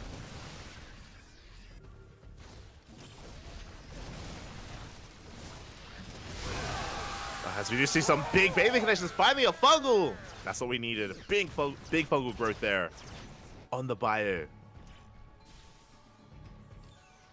Raynor, he's holding. he's surviving. The problem here is that sure, the fungals are helping Raynor survive the bio, but here comes the next transition. 2 more starports. Liberators are on the way. This is what Bjorn has been missing. This is what Bjorn has been avoiding. But liberation is upon us. Freedom is here. Freedom is all we need. Fungal grazes the army. Oh my god. Snipes it too good. We take down an ultra. We deny another base. Oh, Bailey's connecting with Marauders. Not ideal. Yeah, Raynor is falling apart a little bit. He's being pulled apart left and right once again. Base is falling. And Infestor gets picked off. Ultras as well. Bjorn just has no chill.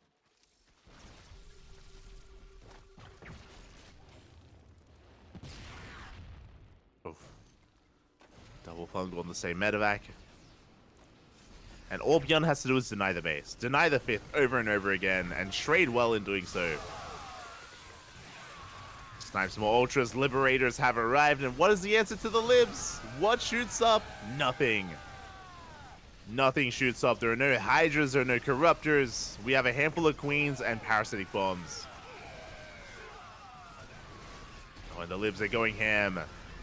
The Ultras, they chase us back all the way to the Planetary. A big overextension here by Raynor, but it's all he can do. He has to. Otherwise, he has nothing else left. Big mine shots go off. GG gets called, and Bjorn takes game number 1. GG.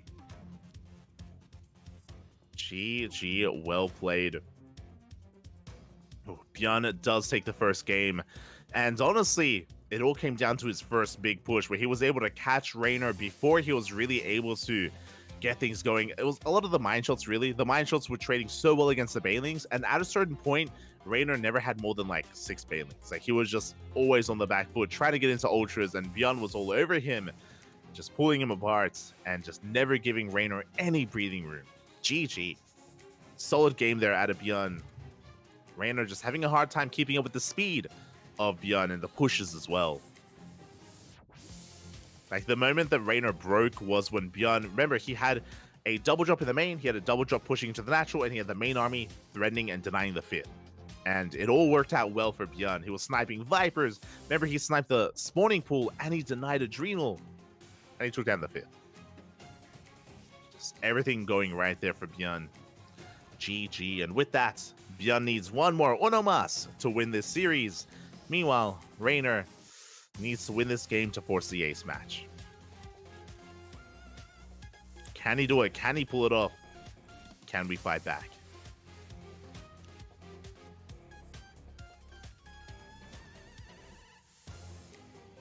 We shall see.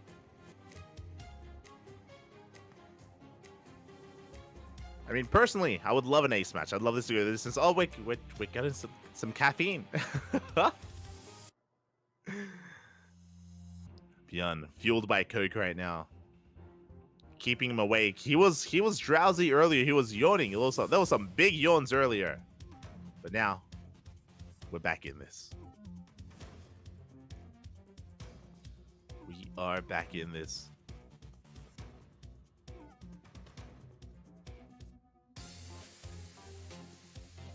See, Bjorn's still a little bit tired. Remember, this is Bjorn right after winning ESL Asia. Like, he just played in one tournament, bam, straight into another. No rest for Bjorn.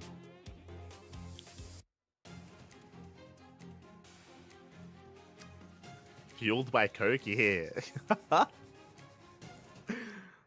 Aye. And here we go. We're getting into game 2 and spawning in the top left-hand corner of Golden Aura. We have the South Korean Terran. For Shopify, it is Bjorn. And in the bottom right, we have the Italian Zerg player, Raynor, for Basilisk. He plays in Wardy's tournament too. True. Yes. He plays in Wardy's tournament as well. So a long night here for Bjorn. Raynor, once again, 2 games in a row. Raynor is going for a 15-15. It's a 15 hatch into a 15 spawning pool. Just to reiterate, for the people that weren't here earlier, again, this is a very stylistic choice from Raynor. Both Raynor and Shin rely on this a lot. Players like Solar and Serral, they sprinkle it in every now and then, but Raynor's really fond of it. Basically, with this opener, delayed gases, delayed ling speed, we do delay tech, but in favor of delaying tech, we do get faster queens. So Raynor will have faster queens, and he will have faster access to lings. And he should be droning up quite heavily with this, skipping lings, and of course saturating his natural. Meanwhile, standard opener out of Bjorn, not a 2 racks. So Bjorn going for a racks expand, Raynor going for that 15-15. Now, this typically leads into roaches. This is why last game Reina opened roach and delayed link speed until like the 7-minute mark or something. It was just very late link speed. But Reina was relying on queens and roaches in the early game of game 1. That is another option that he can go for here in game 2 based on his opener, or he can go into faster link speed. Like we have options. Reina has options in how he wants to play. I imagine he wants to go roaches again, but we'll see. I do imagine it will be roaches. But now, now that the spawning pool is done, you can see that we have 2 queens on the way. Again, much faster than normal, and we are skipping lings. We're just droning up as much as we can. So we're just heavily reliant on queens to defend.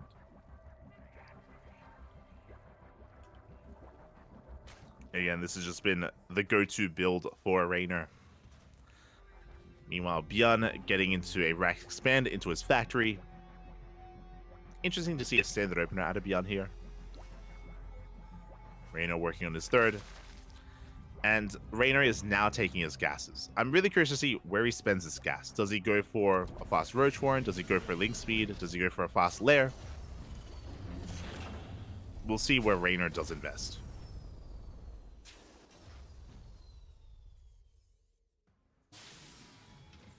Is this live or a replay? The cast is live. Hello. The cast is live, but this match was played like half an hour ago. Just because we did cast ESL Asia, and then after ESL Asia, we went straight into Masters Coliseum. But Masters Coliseum had already started, so we started at the beginning of Masters Coliseum, so we're like behind like 30 minutes or something. As a heads up.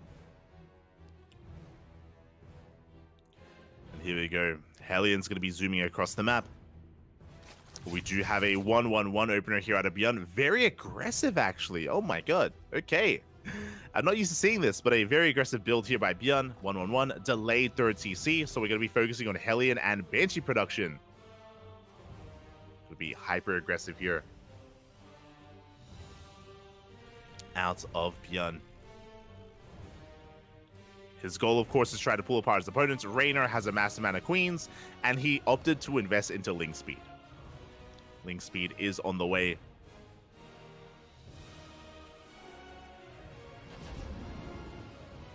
Which means no roaches. It is going to be Ling Bane for the time being.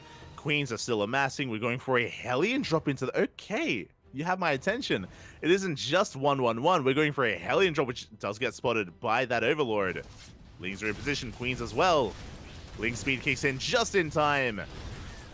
And Björn, ooh, good kiting though. He does shave off so many of these Lings. Does miss one volley, but the Lings, they will be cleaned up. They take down one Hellion. Good kiting out of Björn. He did miss one shot, unfortunately, but regardless, does clean up the Lings. Doesn't touch the economy though. Doesn't touch the drones. Oh, as the drop is stuck here in between the bases. We do drop. Oh god! And we barely unload. We get into the mineral line, we get 2 drones, but only 2 workers. Did force some lost mining time. Banshee's going to be coming in. Ooh, the spores are late. Uh-oh. The spores are late for Reina. Banshee comes in. We're getting some drone kills. We are getting drone damage done, and these are softened up. No shot. They're softened up from the Hellions. 6 drones go down. 7. We're going to get 8. We're going to get 9. Can we get 10? Oh, just barely not. It's going to be 8 worker kills so far. We can get up. What a must. Not quite. Whew, could have been so much worse. Could have been worse here, but this was still good damage done here from Björn. Going from one to the other. Behind this, we have 2 more Raxes on the way. It's going to be a 3-rack setup. 3-1-1, which is pretty standard. Ooh, as we try to get 1 more drone in the main, we do get 1 more. We get 2 more, so 10 worker kills in total. We got there in the end. 10 drone kills. Behind this, Björn going for a delayed 3rd CC. So remember, this is good damage, but this is also very necessary damage because Björn did delay his 3rd by going for a 1-1-1. So there's a bit of a give and take here, where Björn's economy isn't as ideal as it otherwise would have been, but he's looking to gain momentum. And here we go. Sim is done, and he's moving out with his double drop. Medevacs, Marines, we are hitting the field. And our goal here is to deny creep. maybe get into a mineral line, but more than anything, deny as much creep as possible. And the Banshee isn't done. Oh. Banshee is not done. Right into the main. Almost get another drone. As Beyond does push towards the south, clears up a couple of tumors, gets 3, gets 4.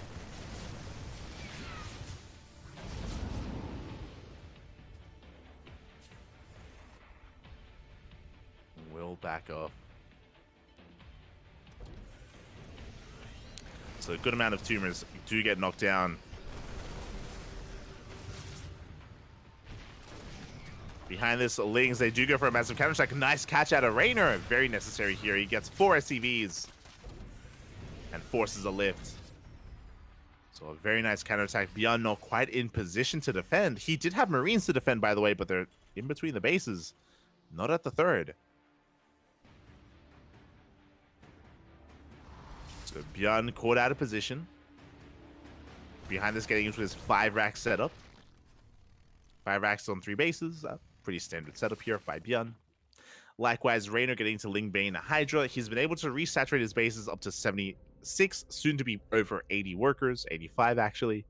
So solid drone count.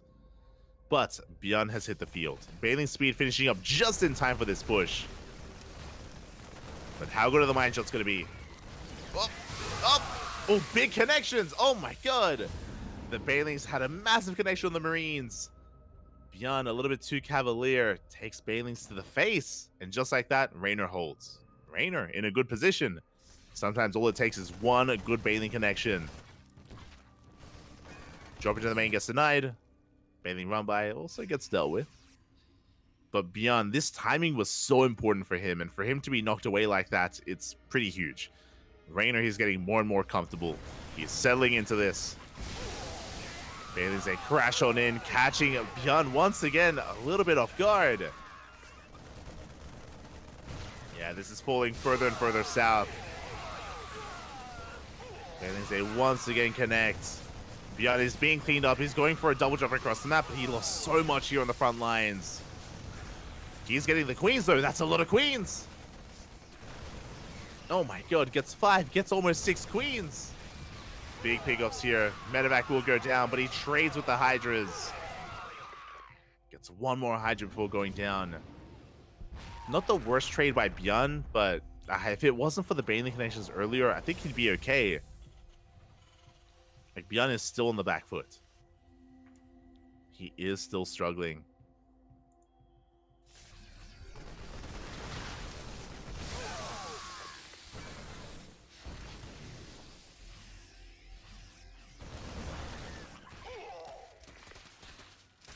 See Raynor coming back in.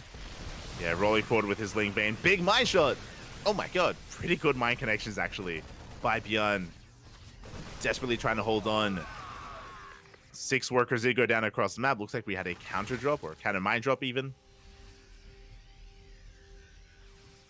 Beyond, he's holding. He's fighting back. But Raynor has map control. He's got creep covering almost the entire map at this point, or more than halfway. 2-2's on the way. Hive as well for Adrenal, for Vipers. Again, Raynor looking quite comfortable.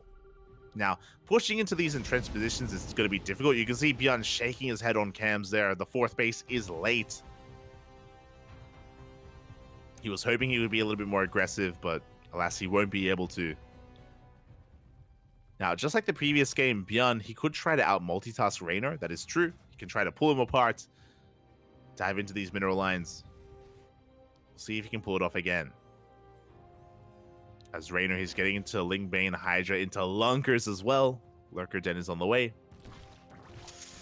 Raynor, he's in position in the main. He won't allow Beyond in. But Beyond is going for a split push. So he's got a triple drop on the right-hand side. He's got his main army pushing towards the left. Can Beyond make some magic happen here? Hitting up some tumors. Dealing with some of this creep. A good fight out. A good fight from Beyond. Okay, the Ling Bane was lagging behind a little bit. That's a lot of Bailings on the way, though. Beyond, he pulls back to the Widow Mines.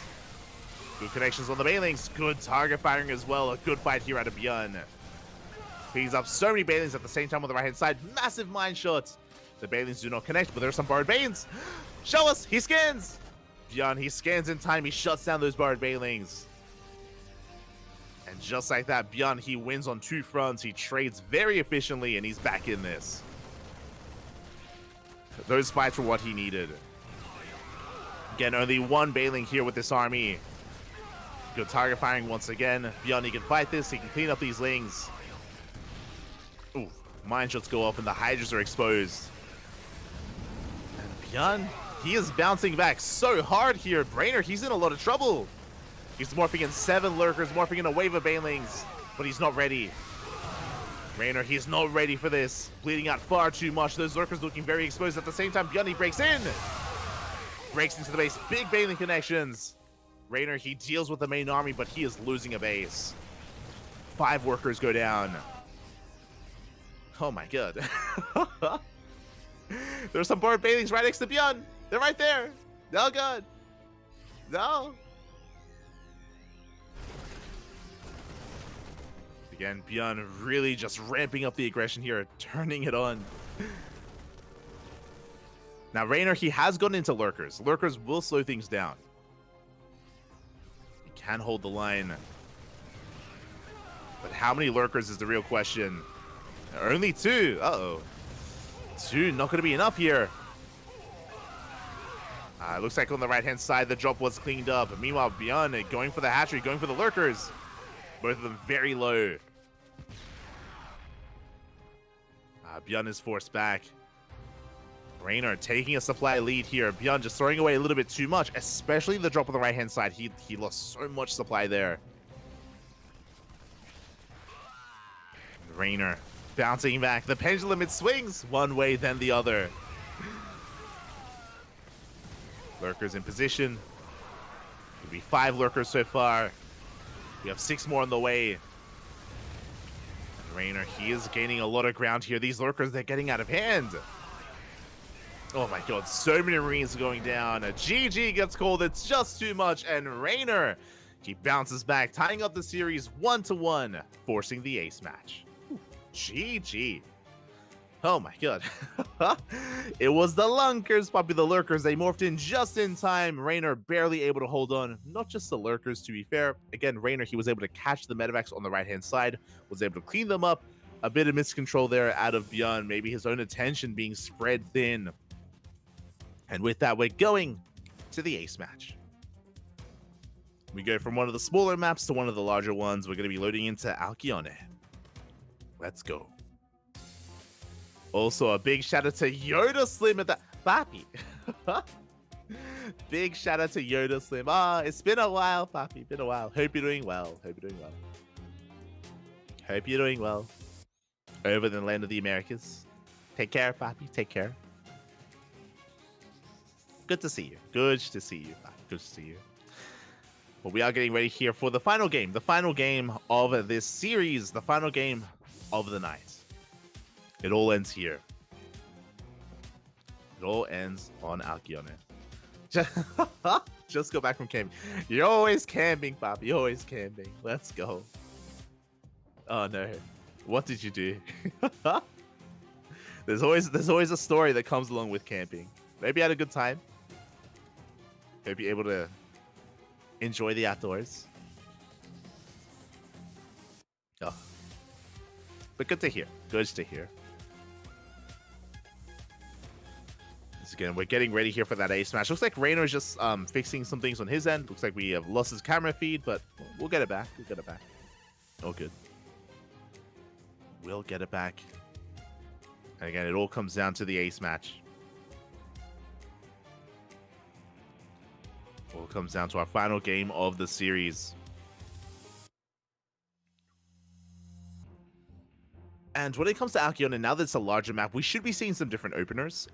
So far, Raynor has been relying on 15-15s, 15 hatch into a 15 spawning pool. He should not be going for that here on Alcyone. I feel like you can spread your wings and be a little bit greedier here.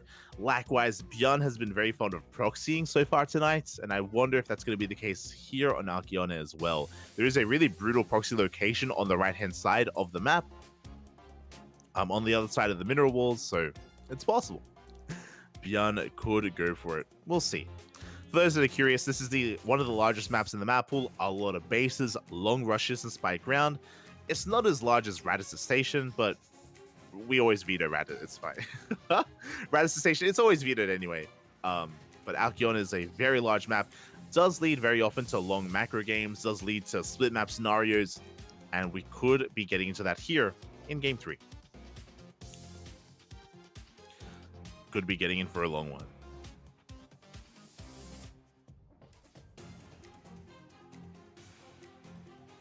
Plenty of stories to come, getting back into streaming, so I'll see you all more often. I'll be watching all the SC2 content from the Patos. Oh, gracias, papi, gracias.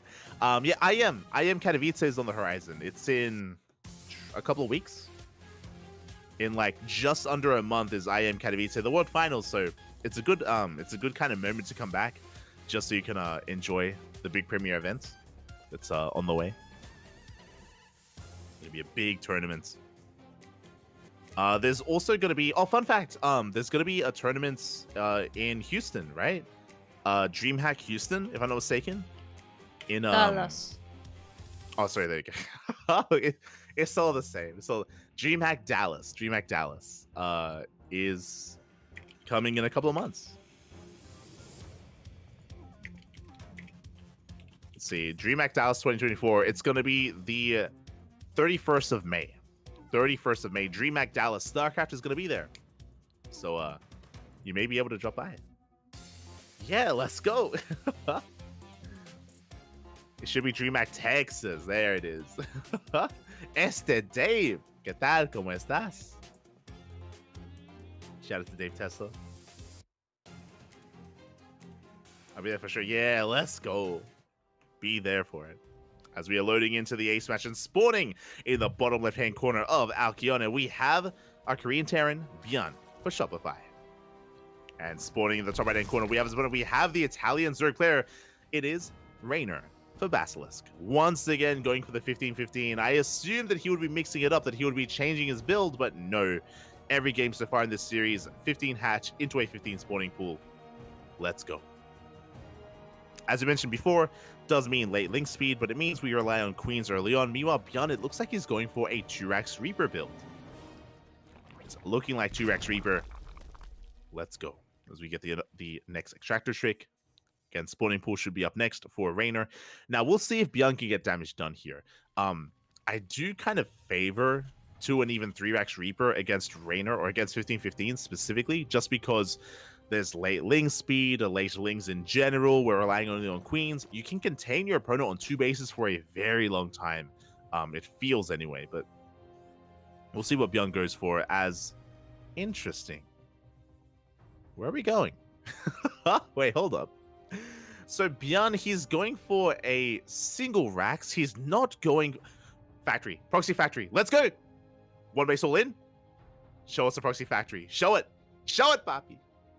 Do it again. Proxy factory. Gib. There it is. Let's go. It's going to be 2 factory mass cyclone. It's going to be a 1 base all in out of Bjorn. Let's go. Vámonos, papi. Vámonos. Okay, this is a new build, a quote unquote new build. It is a build that has risen in popularity in the new patch. Ever since we did see it a couple of months ago. A couple of months ago, we saw Ryung do it. We saw Olivera do it. We've seen some variations of this as well. It's 1 factory proxied. It's 1 factory back at home. Mass cyclone. Fun fact, if you were here earlier today, Bjorn did this against Solar. He did this against Solar in the grand finals of ESL Open Cup Asia. It didn't work. Solar shut this down. Solar did beat Bjorn when Bjorn tried this against Solar like 2 hours ago, 2.5 hours ago in ESL Asia. We'll see if it works against Raynor. We'll see if it does work here. Now, if you remember, it didn't work against Solar specifically because Solar caught reinforcements. He ended up catching 2 of the Cyclones on the right-hand side, and because it's a 1 base all-in, it's very crisp. You cannot afford to lose Cyclones, and because Solar picked off 2 Cyclones early on, it just ended the game. It just straight up ended the game, and Bjorn tapped out. So Bjorn has to be very careful with his rally. He has to be very careful with how he maneuvers these Cyclones. Here we go. Is that outside of vision of the watchtower? I believe it is. I believe it is barely outside of vision. Raider's checking. No shot. He's scouting. He's checking with his lings, and it looks like he will come across the proxy racks, the proxy factory even. He's fully aware what's going on. You can see Bjorn shake his head on cameras. This is not a good start. This is not a good sign for Bjorn, because Rainer knows exactly what's going on. And what do we need? We need lings. Now, the downside. Remember the opener. Rainer went 15-15, which means late ling speed. Without ling speed, Rainer's in a bit of trouble. Like, sure, Rainer scouted, that's true, but you can see Link Speed isn't even halfway done, and without Speedlings, this is going to be a tough hold. A tough hold here for Rainer. His build working against him. He has a lot of queens, but he has slow lings. That's a lot of queens, though. That's 4 queens. Lings are amassing. Bjorn looking very careful here. He just doesn't want to throw his army away, doesn't want to dive too far into creep. Ooh, he's going for the third. Not the best pick-off. This doesn't matter. Like, Rainer, he can afford to lose a hatchery. He just has to hold on to his natural. That's all he needs. Hold on to the natural base. Hatchery is going to be going down. And again, Rainer, he can afford to lose the space. That's fine. Bjorn rotates around. Lings are amassing. Oh my god, Ling Speed about to kick in. Ling Speed finishes up just in time. We shut down 2, 3, 4 Hellions. We just surround this army. Oh, a bit of a misrally there from Rainer. Bit of miscontrol, but he will clean this up. He shuts down these Cyclones. Not the cleanest cleanup, but only 3 Cyclones survive. Bjorn, can he keep this going? I mean, he's still all in. Like there's no turning back. Like, Bjorn, he has to commit. There's no transition. There's no way out of this. It does catch some lings. We force a cancel. Lings go down. We do have a spine crawler at the natural base. Bjorn gaining ground. Gets a couple of tumors, containing his opponent to 2 bases. Bjorn still has a pretty terrifying amount of Cyclones. And again, like Rainer did miscontrol earlier. You could see him shake his head when he did overshoot the Cyclones. This could have been much cleaner. We catch some of the queens. No shot. Can Bjorn still pull this off? He got scouted. He got caught. But it doesn't matter. The spine crawler goes down. You can see Rainer, he's trying to catch reinforcements with his lings, but he is unable to. Doesn't find anything. Runs into the Cyclones, goes to the surround. He dives on in, goes for a mass surround here on the Cyclones. A good kiting out of Bjorn, but he will still lose everything. Again, lings, they are the counter to Cyclones. They trade so well against them. Bjorn, he lost his army for the 2nd time. Bjorn is down to a handful of Cyclones. 3 so far. And there's no way this still works, right? Like, we have more than enough, and there we go. Once again, we catch the army. The KDA charge working against Bjorn. He gets cleaned up, and it looks like Rainer has done it. He cleans up the army, shuts down the proxy. And there's almost nothing left here for Bjorn. Yeah, we catch the Cyclones in the center of the map. We will shut this down. It was a cheeky move out of Bjorn, but again, very important that Rainer was able to find this, was able to scout this. GG gets called, and Rainer will take the series 2-1. Will take down Bjorn. GG. Oh my god. GG, well played. Congratulations here to Rainer. My condolences to Bjorn. Again, unfortunate that he got scouted, but that's a risk you take when you go for a cheese, when you go for a proxy like that. You know, you risk it all, you put it all on the line, all on the table. And Rainer was able to shut it down. GG, congratulations. And with that, Rainer, he does get a better position here in Masters Coliseum. For those that are curious, this is the Swiss format. Both Bjorn and Rainer lost yesterday, and Rainer is able to bounce back with a win. And this is going to be tomorrow's matches. Tomorrow's matches, Maru versus Cyril. Let's go. Maru versus Cyril, Max Pax versus Shin, Bunny versus Firefly, and Trigger versus Solar. 4 more best of 3s tomorrow. Now, tomorrow is going to be a little bit complicated because tomorrow we are also casting the Club NV Showdown, the Club NV X Ducklings Showdown. So we're going to be casting Masters Coliseum, and then we'll switch over to the Showdown, then we'll switch over to Masters Coliseum after that. So it's going to be a little bit chaotic, but a lot of casting tomorrow, a lot of StarCraft to come, as always here on the CranKy Ducklings. Plenty of content, plenty of casting every single day, multiple times a day. today we had 2 broadcasts. We just wrapped up with ESL Asia, and we just wrapped up with Masters Coliseum. Tomorrow, Duckling Showdown, and more Masters Coliseum action as well. So thank you so much, everyone, for tuning in. Thank you so much, everyone, for watching. I hope you guys had a great time here tonight. Again, we are still in the group stage of Masters Coliseum, and as you saw, tomorrow's matches are some big ones. Again, Mar versus Cyril, Max Pax versus Shin, Bunny versus Firefly, and Trigger versus Solar. Be there. Be there in just under 24 hours for some more StarCraft. Otherwise, thank you so much for watching. Thank you so much for the support. A big shout out to Kuro. Kuro is handling the production today. She was handling things behind the scenes just because we had a lot of casting to do and then quite a back and forth. It's okay. And yeah, we'll see you guys tomorrow. Outside of that, you can follow us on Twitter, Facebook, Instagram, YouTube, Discord, all things CranKy Ducklings, !, socials in the chat. I gotta cast EPT. All right, I forgot about that. God damn it. I forgot about EPTNA. I'm probably gonna cast that as well. Yeah, you're not wrong. So I'm gonna try to sleep for like 7 hours. I'm gonna sleep for a little bit, sleep for 7 hours, and then bam, we'll be back with EPT America. I legit forgot. I was like, I can sleep all day. I can, wake up for some Masters calls. No. You gotta cast. So yeah, with that, thank you so much for watching. Thank you so much for the support, and we'll see you guys tomorrow for EPTNA, for the Club NV X Duckling Showdown, and for Masters Coliseum. So 3 broadcasts tomorrow. Be there for it. 3 casts. Otherwise, thank you so much for watching. We'll see you guys next time. Bye. Hasta luego.